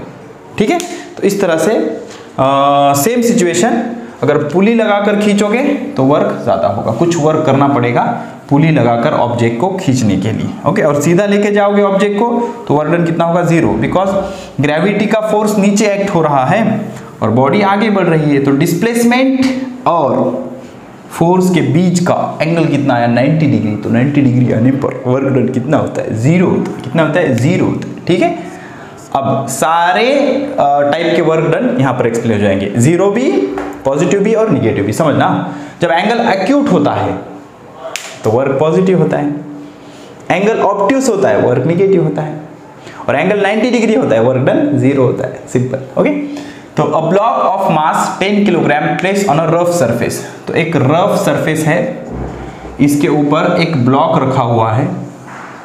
ओके, इसका मास कितना है? 10 kilogram. m is equal to 10 kilogram. Rough surface है, pulled by a constant force of 50 newton. इसको हमने इधर खींचा by applying force F is equal to 50 newton. Coefficient of kinetic friction between block and surface of floor is mu k, kinetic friction is 0.4। Find the work done by each individual force acting on the block over the displacement of 5 metre. तो इधर ये displace हो गया, the displacement is 5 metre, this force is 50 newton. तो इस block के ऊपर total force कितने एक्ट हो रहे हैं? 4। कौन कौन से? पहले तो इसका वेट वर्टिकली डाउनवर्ड एक्ट होगा, that will B mg, this is gravitational force. दूसरा, इस पे नॉर्मल रिएक्शन एक्ट होगा n। ब्लॉक पे हमने फोर्स लगाया F और ब्लॉक आगे बढ़ रहा है विद सम स्पीड F और S। और चौथा फोर्स यहाँ पे एक्ट होगा, that is frictional force. Frictional force जिसकी वैल्यू कितनी होती है? म्यू इंटू एन या म्यू के इंटू एन, म्यू के इंटू एन। तो यहाँ पर टोटल कितने फोर्स है? 4। एक frictional force, normal reaction, weight, mg force. तो हमने फोर्स इधर लगाया, वेट नीचे, नॉर्मल रिएक्शन ऊपर परपेंडिकुलर टू द सरफेस, और फ्रिक्शनल फोर्स हमेशा मोशन के अपोजिट में होता है। ठीक है, तो चारों फोर्स की वजह से वर्क पता करेंगे। सबसे पहले work done because of gravitational force is equal to vector F g dot vector S। तो force due to gravitational force displacement into cos of theta. तो डिस्प्लेसमेंट इधर हुआ, ग्रेविटेशनल फोर्स इधर है, दोनों के बीच का एंगल 90 डिग्री, तो कॉस ऑफ 90 इज 0। तो work done because of gravitational force is 0। Okay, gravity का खत्म हो गया। दूसरा, दिस इज नंबर 1। दूसरा, work done because of normal reaction, force because of normal reaction into displacement into cos of theta. तो normal reaction ऐसे है, displacement इधर हुआ, दोनों के बीच का angle 90 degree, this is my normal reaction, this is my displacement. तो cos 90 again 0, so work done because of normal reaction is again 0। ठीक है, अब तीसरी चीज work done due to applied force capital F। तो क्या है? फोर्स इधर लगाया मैंने, कितना? 50 न्यूटन। डिस्प्लेसमेंट भी इधर हो गया, this is my force, this my displacement कितना हुआ? 5 मीटर। दोनों का डायरेक्शन सेम है, एंगल कितना है यहाँ पर? 0। तो WF is equal to FS cos of 0। cos 0 कितना होता है? 1। cos 0 is 1। तो फोर्स कितना है? 50। डिस्प्लेसमेंट कितना है? 5। 55 जा 250 joule. Work done by applied force is 250 joule. 250 joule. अब बचता क्या है? Frictional force. Okay, work done by frictional force is equal to force of friction into displacement into cos of theta. तो फोर्स ऑफ फ्रिक्शन इधर है, mu के into N, और displacement इधर है, यस, दोनों के बीच का एंगल 180 डिग्री। तो फॉर्मूला क्या आएगा? Work done because of force of friction is equal to force of friction कितना होता है? म्यू के into N, N is normal reaction, into displacement into cos of 180 degree. cos 180 is -1, so minus mu k N into S. Normal reaction कितनी होगी? Equilibrium से देखो, n is equal to mg, okay, तो minus का minus, mu k कितना है? 0.4। Normal reaction mg into displacement कितना है? 5 metre. Normal reaction is equal to mg। Okay, तो क्या हो जाएगा? 4 पंचे 20, तो ये 2 हो जाएगा, -2 इंटू m कितना है? 10, जी कितना 10, जी की वैल्यू 10 लेंगे तो -200 joule will be my answer which is 100% correct. तो इस तरह से नेचर ऑफ वर्क पे कोई भी आपको वर्क पूछ सकता है, ठीक है। पॉज करके लिख लो। तो अभी तक हमने क्या क्या देखा, अगर फोर्स कांस्टेंट है तो वर्क का फॉर्मूला होता है W is equal to vector F dot vector S that is Fs cos theta. अगर थीटा लेस देन 90 डिग्री है तो वर्क पॉजिटिव होता है, मोशन को सपोर्ट करता है। अगर थीटा ग्रेटर देन 180 डिग्री है, this is acute, this is obtuse, तो वर्क निगेटिव होता है, मोशन को अपोज करता है।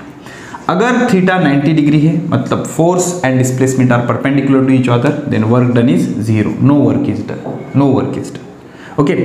और अगर आपका फोर्स ही वेरिएबल है, force is variable in magnitude ना, सिर्फ मैग्नीट्यूड में, मैग्नीट्यूड में अगर वेरिएबल है, डायरेक्शन सेम होगी, तो W is equal to integration of vector F dot vector dx बोल सकते हो या dr भी बोल सकते हो, फ्रॉम x1 टू x2। इससे हम सॉल्व करेंगे।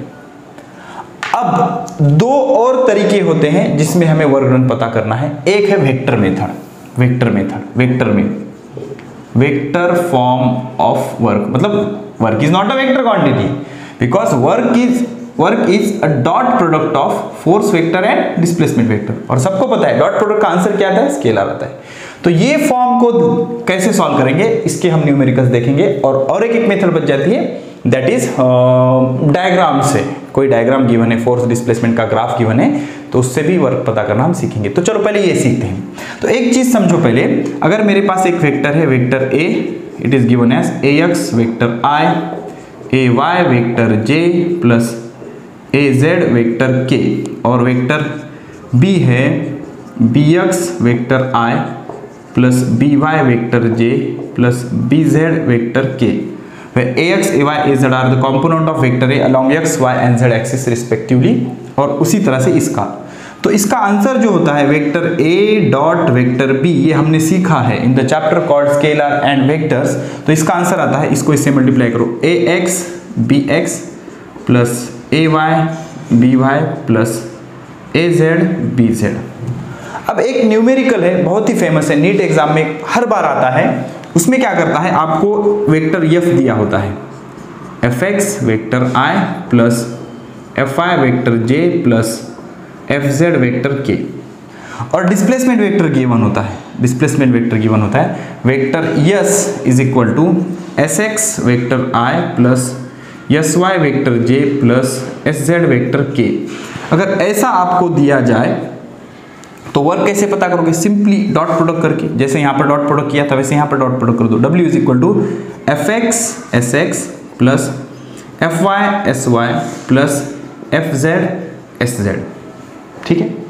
अब कई बार क्या करता है, आपको दो पोजीशन दे देता है, इनिशियल पोजीशन और फाइनल पोजीशन। इनिशियल पोजीशन के कोऑर्डिनेट सपोज A1 या फिर ये है AX AY and AZ, these are the coordinates of my initial point, और ये फाइनल पॉइंट के कोऑर्डिनेट है BX BY BZ, ठीक है। इसके तीन कोऑर्डिनेट है, और आपको बोलता है यहां से लेकर यहां तक हमने बॉडी को डिस्प्लेस किया by applying force F is equal to Fx I Fy J plus Fz K।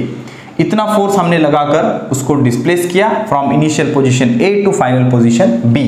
तो ऐसे सिचुएशन में वर्क कैसे पता करोगे, तो तब हमें क्या करना होता है, ये डिस्प्लेसमेंट वेक्टर AB पता करना होता है। डिस्प्लेसमेंट वेक्टर AB ये होता है वेक्टर S। वेक्टर F तो हमारे पास है, लेकिन वेक्टर S हमें पता करना होता है।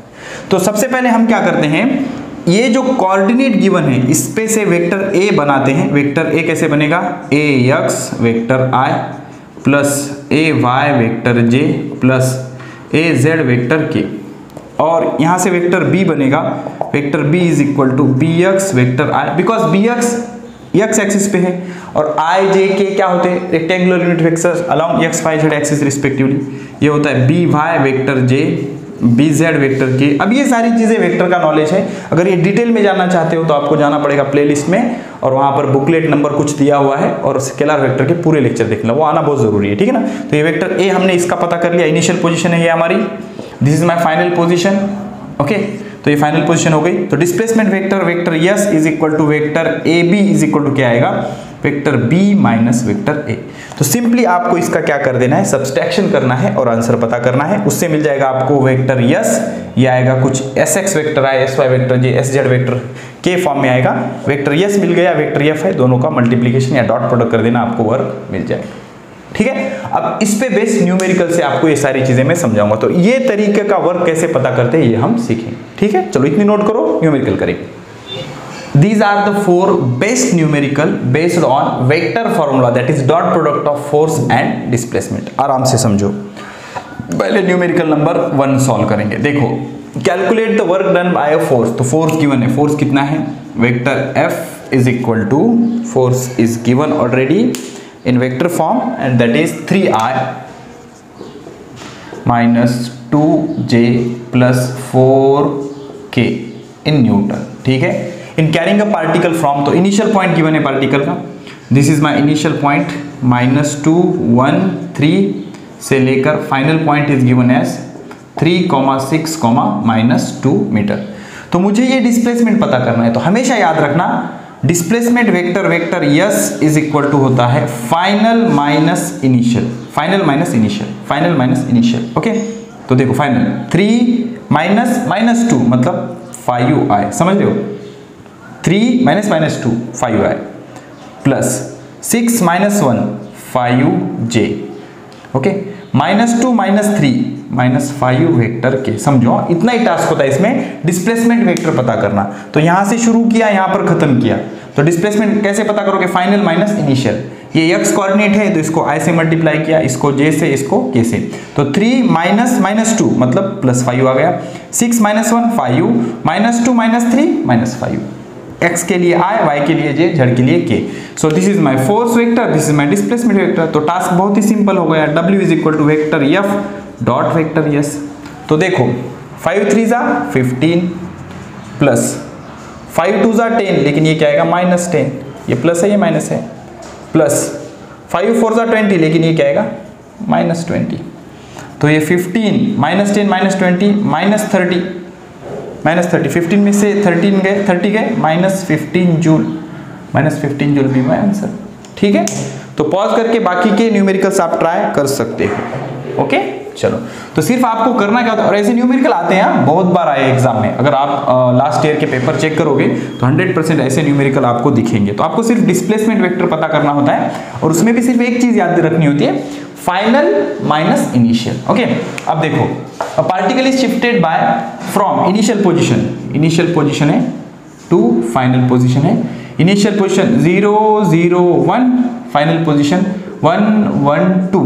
तो डिस्प्लेसमेंट पता करेंगे, vector S is equal to final minus initial, 1 -0 1 तो vector I, 1 -0 1 into J vector J, 2 -1 तो वेक्टर K। समझ रहे हो, 1 -0 1 वेक्टर I, 1 -0 J, 2 -1 1, तो तीनों 1 है, 1 लिखने की जरूरत नहीं, I + J + K। ये क्या होगा मेरा displacement vector. Simultaneous action of several force, अलग अलग बहुत सारे फोर्स एक्ट हो रहे, 2 दिए हुए हैं F1 और F2। अब 2 फोर्स दिए, तो अब क्या करोगे, उसका net force, find the work done bye resultant force पूछा है। तो किसी बॉडी पर अगर at a time 2 force act हो रहे होंगे, F1 और F2, तो उनका रिजल्टेंट क्या आएगा, vector F is equal to vector F1 plus vector F2। F1 कितना है 2I plus 3J minus vector K, और F2 कितना है plus I minus 2J plus 2K। दोनों का एडिशन कर दो, सिंपल है यार, दोनों का एडिशन कर दो, नेट फोर्स आएगा, net force into net displacement. तो 2 + 1 3I, 3 - 2 plus J, 2 - K plus vector K। So this will be my net force F। तो simply W is equal to vector F dot vector S। Displacement मैंने पता किया है, ये मेरा net force है, 3 1 = 3 plus 1 × 1 1 plus 1 × 1 1, 3 और 1 4 और 1 5 जूल। और डॉट प्रोडक्ट करना मैंने आपको 5 मिनट पहले ही सिखाया है और डिटेल में सीखना चाहते हो तो आपको जाकर सारे लेक्चर्स आराम से देखने पड़ेंगे स्केलर वेक्टर के। ओके, अच्छे से मैंने बहुत सिंपल से आपको डॉट प्रोडक्ट और क्रॉस प्रोडक्ट उसमें पढ़ाया है, तो डॉट प्रोडक्ट उसका आना जरूरी है। रिवाइज करना चाहते हो सिर्फ डॉट प्रोडक्ट और क्रॉस प्रोडक्ट पे सेपरेट एक लेक्चर है, प्लेलिस्ट में जाके देख लेना, बहुत काम की चीजें आपको मिल जाएंगी। अब ये देखो, a particle moves from position, तो इनिशियल पोजीशन क्या है, this is my initial position and this is my final position. So two positions are given now in vector form, तो ये क्या है 3i plus 2j minus 6 vector के, और final position क्या है 14i plus 13j plus 9 vector k, this my final position. Okay, under the action of force given है, force की वैल्यू क्या है vector F is equal to 4i plus j plus 3k, 4i plus j plus 3 vector k। Find the work done पता करना है, तो ये क्या रहा होगा 3, 2, -6, अरे सिंपल यार, ये क्या रहा होगा 14, 13, 9, अल्हम्दुलिल्लाह 3, 2, -6, 14, 13, 9, या सीधे करो यार, फाइनल माइनस इनिशियल, 14 में से 3 गए कितने बचते हैं 11, तो डिस्प्लेसमेंट वेक्टर क्या आएगा final minus initial, 14 minus 3 11i, 13 minus 2 plus 11j, 9 minus minus plus 6 15k बराबर ना, 4ij 3k, 3 2 माइनस 6 14 13 9, तो 14 में से 3 गए 11, 13 में से 2 गए 11 और 9 में से 6 के मतलब ऐड हो जाएंगे 15 के, यस। तो W 11 इंटू 4 44, ये डॉट प्रोडक्ट रे, work done is equal to vector F dot vector S, I के कोएफिशिएंट मल्टीप्लाई होते हैं J के और K, तो 11 इंटू 4 44 प्लस 11 इंटू 1 11 प्लस 15 3 45, तो 4 और 1 5, 5 और 5 10, 1 4 और 1 5 और 5 10, मतलब ये आ गया 100 जूल, 100 जूल, एब्सोल्युटली राइट।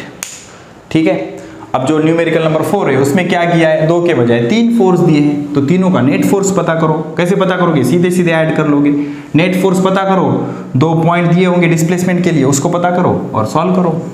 ठीक है, क्या था, लेट मी वेरीफाई बेटा, मेरे हाथ से रब हो गया वो। तो पहला फोर्स कितना है, F1 है मेरा, F1 है 3i plus 3j plus k, i plus 3j plus k, i plus 3j plus k। ठीक है, इसको अगर सॉल्व करूंगा मैं तो क्या आ जाएगा 3i प्लस 3 से मल्टीप्लाई करो, 3i प्लस 3 3 जा 9j plus 3k, so this is my F1। Okay, so F2 कितना है मेरा, F2 है 5/7, F2 है 5/7 in bracket 2i sorry -2i plus 9k, -2i plus 0j plus 9k, ऐसा लिख सकता हूँ मैं इसको, बिकॉज j की टर्म एब्सेंट है। और F3 तीसरा फोर्स क्या है, सॉरी इसको पहले सॉल्व कर लूँगा ना मैं, 5 तो क्या हो जाएगा -10/7, 5 2 10, -10/7 i plus 0j plus 9 5 9 5 45, 45/7, 45/7 vector k। तो ये हो गया मेरा vector F2। What is my vector F3, ये देखो F3 11 से मल्टीप्लाई करो, 11 2 करो 22i plus 11j plus 66k, so this is my F3। तो तीनों force at a time act हो रहे हैं, calculate the work from this point to that point. Okay, so पहले नेट फोर्स पता करेंगे, F net is equal to F1 plus F2 plus F3, तो तीनों को ऐड करना पड़ेगा। ठीक है, ऐड कैसे करोगे, 3i प्लस -10/7i, समझ रहे हो ना, i के साथ मैच करो, प्लस 22i, इसका i और इसका i, प्लस j के टर्म क्या है, इसका 9j है, 9j, इसका j है ही नहीं मतलब 0j, प्लस इसका j कितना है 11j।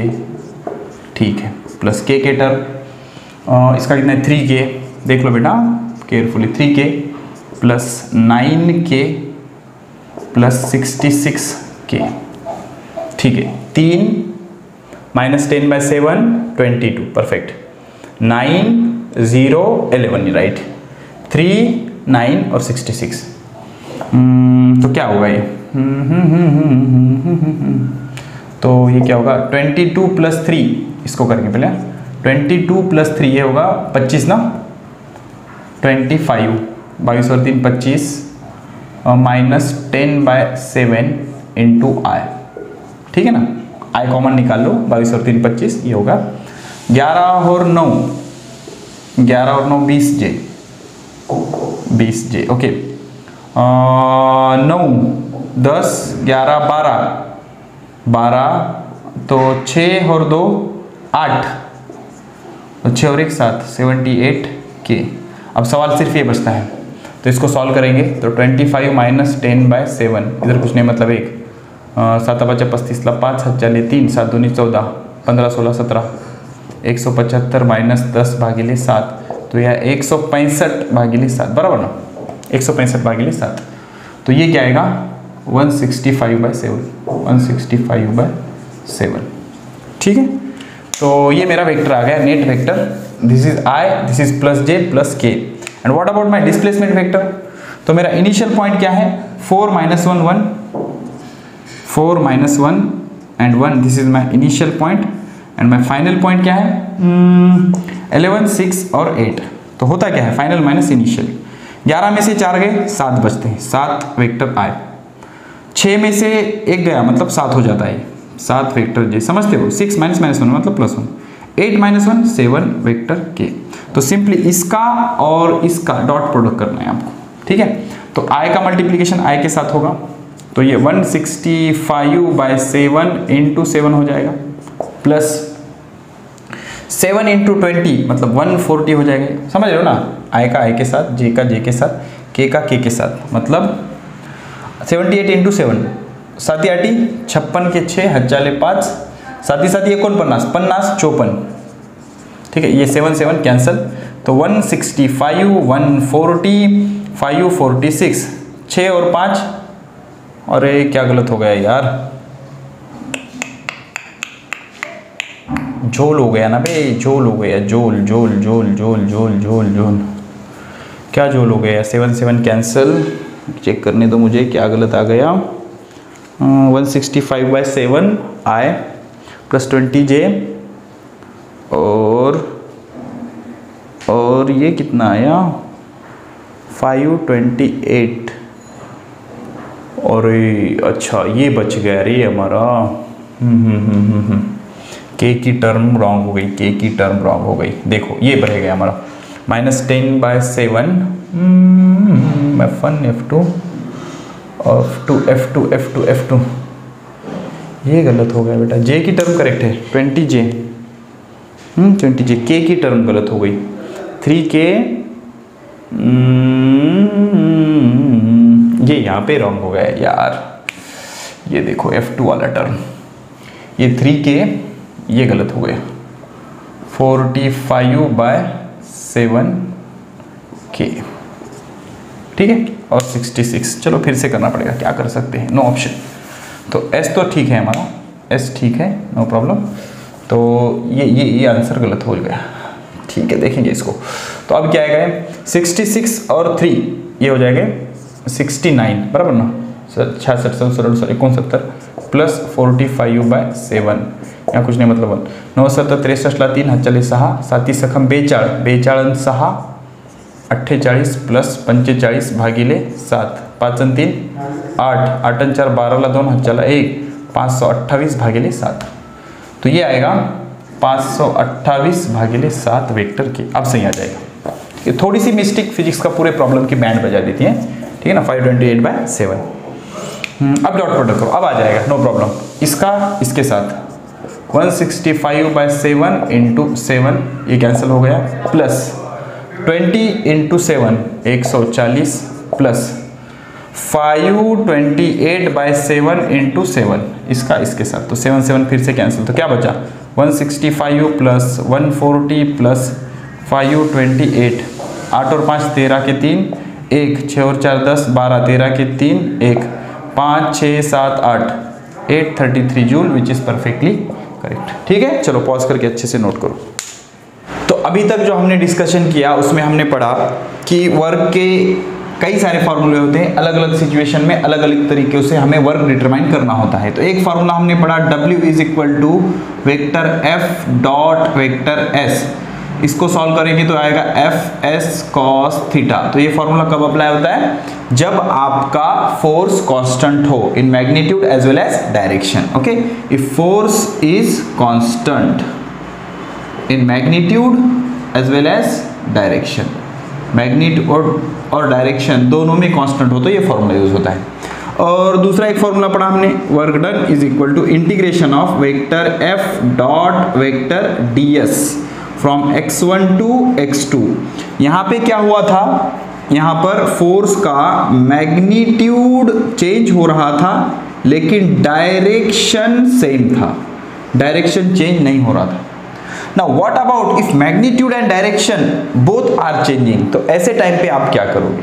ओके, तो formula for work when both magnitude plus direction of force is changing, दोनों चेंज हो रहा होगा, तब क्या करेंगे? देखो आराम से समझो, इसकी पहले आपको प्रोसीजर समझाऊंगा, उसके बाद इस पे का एक न्यूमेरिकल करेंगे। देखो, तो मान लो हम क्या कर रहे हैं, ये हमारी इनिशियल पोजीशन है I and this is our final position. तो हर जगह पर फोर्स की मैग्नीट्यूड भी अलग है और डायरेक्शन भी अलग है। तो ये इनिशियल पोजीशन के कोऑर्डिनेट मैं ले लेता हूँ x1, y1, z1 और फाइनल पोजीशन के कोऑर्डिनेट ले लेता हूँ x2, y2, z2। अब हर पॉइंट पे यहाँ पर चले जाओ, ये फोर्स की डायरेक्शन ऐसी है, डिस्प्लेसमेंट की डायरेक्शन ऐसी है। Okay, this is my force and this is my distance, displacement direction. तो हर जगह पे यहाँ पे आ जाओ, this is my direction of force, मान लो this is my direction of force and this is the direction of displacement. Okay, तो दोनों के बीच में का जो एंगल है वो भी हर जगह पे अलग अलग है। तो ऐसे टाइम पे आप क्या करोगे? तो प्रोसीजर एकदम सिंपल है, आपको क्या करना है, एक छोटा सा डिस्प्लेसमेंट वेक्टर सेलेक्ट करना है, ds मान लेते हैं, इसकी डायरेक्शन कुछ ऐसी है, वेक्टर ds, और यहाँ का फोर्स मान लेते हैं कुछ ऐसे है, वेक्टर f, और दोनों के बीच का एंगल कितना ले लेते हैं? थीटा। कितना ले लेते हैं? थीटा। तो क्या करना है आपको? सिंपली आपको क्या करना है, इतने से इंटरवल का वर्क पता करना है जो कि dw होगा। क्या होगा? dw। So dw will be, dw is equal to vector f dot vector ds, so that will be f ds cos theta, ये आएगा मेरा dw। Now I have to find total work done w, that is given by integration of dw from initial position to final position, so that is integration of dw from initial position to final position, that is f ds cos theta। तो ये तो हो गई एक imaginary situation, लेकिन actually numerical कैसे solve करेंगे, तो इसके लिए आपको एक प्रोसीजर समझनी पड़ेगी। तो यहाँ पर मैं क्या करता हूँ, यहाँ पर देखो सेम प्रोसीजर आराम से समझो। अब मैं क्या करता हूँ देख लो, ठीक है, तो f मेरा वेरिएबल है, मैग्नीट्यूड में भी डायरेक्शन भी, तो मैं मान लेता हूँ मेरा वेक्टर फोर्स है fx vector i, fy vector j, fz vector k, this is my force. And what is my displacement vector? Displacement vector is dx vector i plus dy vector j plus dz vector k। Okay, तो now I have small work done, dw is equal to vector f dot vector ds, देखो ना, vector f dot vector ds, छोटा सा work done. तो इन दोनों का dot product करना पड़ेगा, तो dw कितना आएगा? dw विल बी, दोनों का डॉट प्रोडक्ट कैसे आएगा? fx dx plus fy dy plus fz dz, dot product कर दिया। लेकिन मुझे चाहिए total work done, so total work done will be integration of dw from initial position to final position. So dw का integration, तो ये integration तीनों को शिफ्ट कर लो तो क्या होगा? Integration of fx into dx plus integration of fy into dy plus integration of fz into dz। अब fx इंटू dx के लिए इंटीग्रेशन के लिमिट क्या होंगे? x1 to x2, x1 to x2।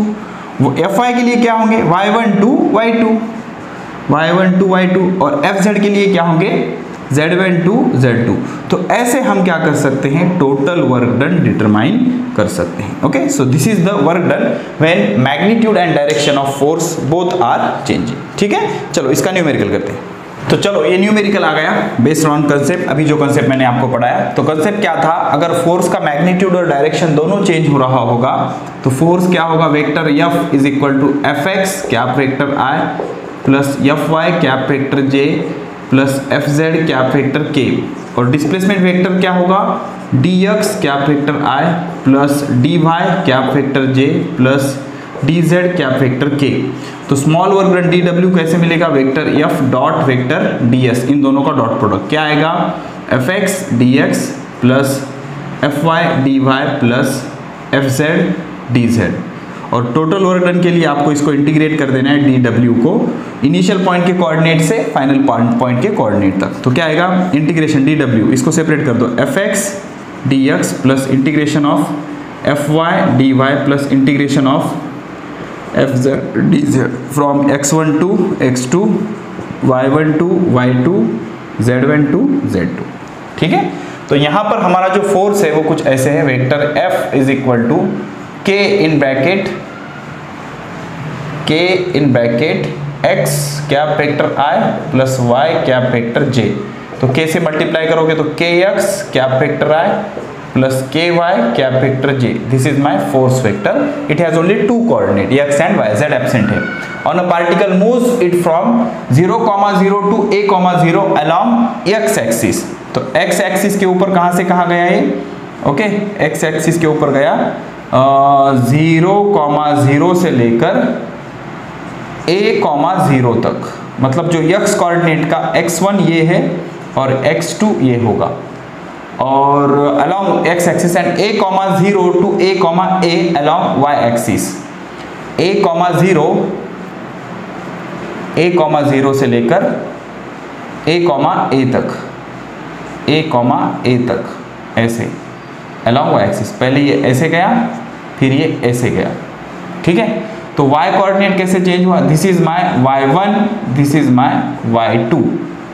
ठीक है, तो this is my Fx, this is my Fy। तो वर्क डन का डायरेक्टली फॉर्मूला आएगा integration Fx dx from x1 to x2 plus integration Fy dy y1 to y2। Okay, तो what is my Fx, Fx की value है kx into dx from x1 to x2, x1 कितना है 0, 0 से लेकर a तक plus integration Fy कितना है फिर से ky इंटू dy, कहाँ से कहाँ तक 0 से लेकर a तक, 0 से लेकर a तक। Okay, this is my w।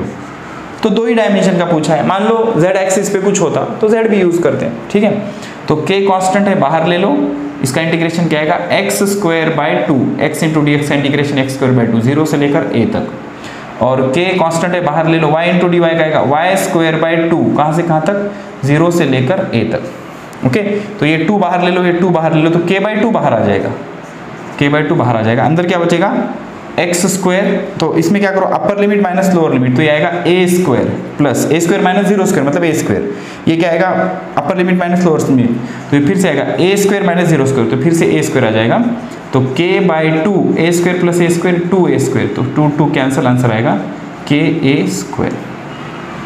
ठीक है, तो इस तरह से हम वर्क डन पता कर सकते हैं। तो इस लेक्चर में हमने क्या क्या सीखा, ऑलरेडी लेक्चर बहुत लेंथी हो गया है, अब सिर्फ वर्क का एक मेथड बच जाती है, work done bye graphical method, और कुछ इंटरेस्टिंग न्यूमेरिकल। अब इसको हम क्या करेंगे, नेक्स्ट लेक्चर में पढ़ेंगे। ठीक है, अगले वाले लेक्चर में छोटा सा एक लेक्चर बना दूंगा मैं, उसमें ये लेक्चर के सारे फोर्स फिर से रिवाइज करवा दूंगा, और उसके बाद कुछ अच्छे से न्यूमेरिकल्स, और एक मेथड हमारी बच गई है वर्क डन डिटरमाइन करने की, दैट इज ग्राफिकल मेथड, उसको भी कंप्लीट हम कर लेंगे। ठीक है।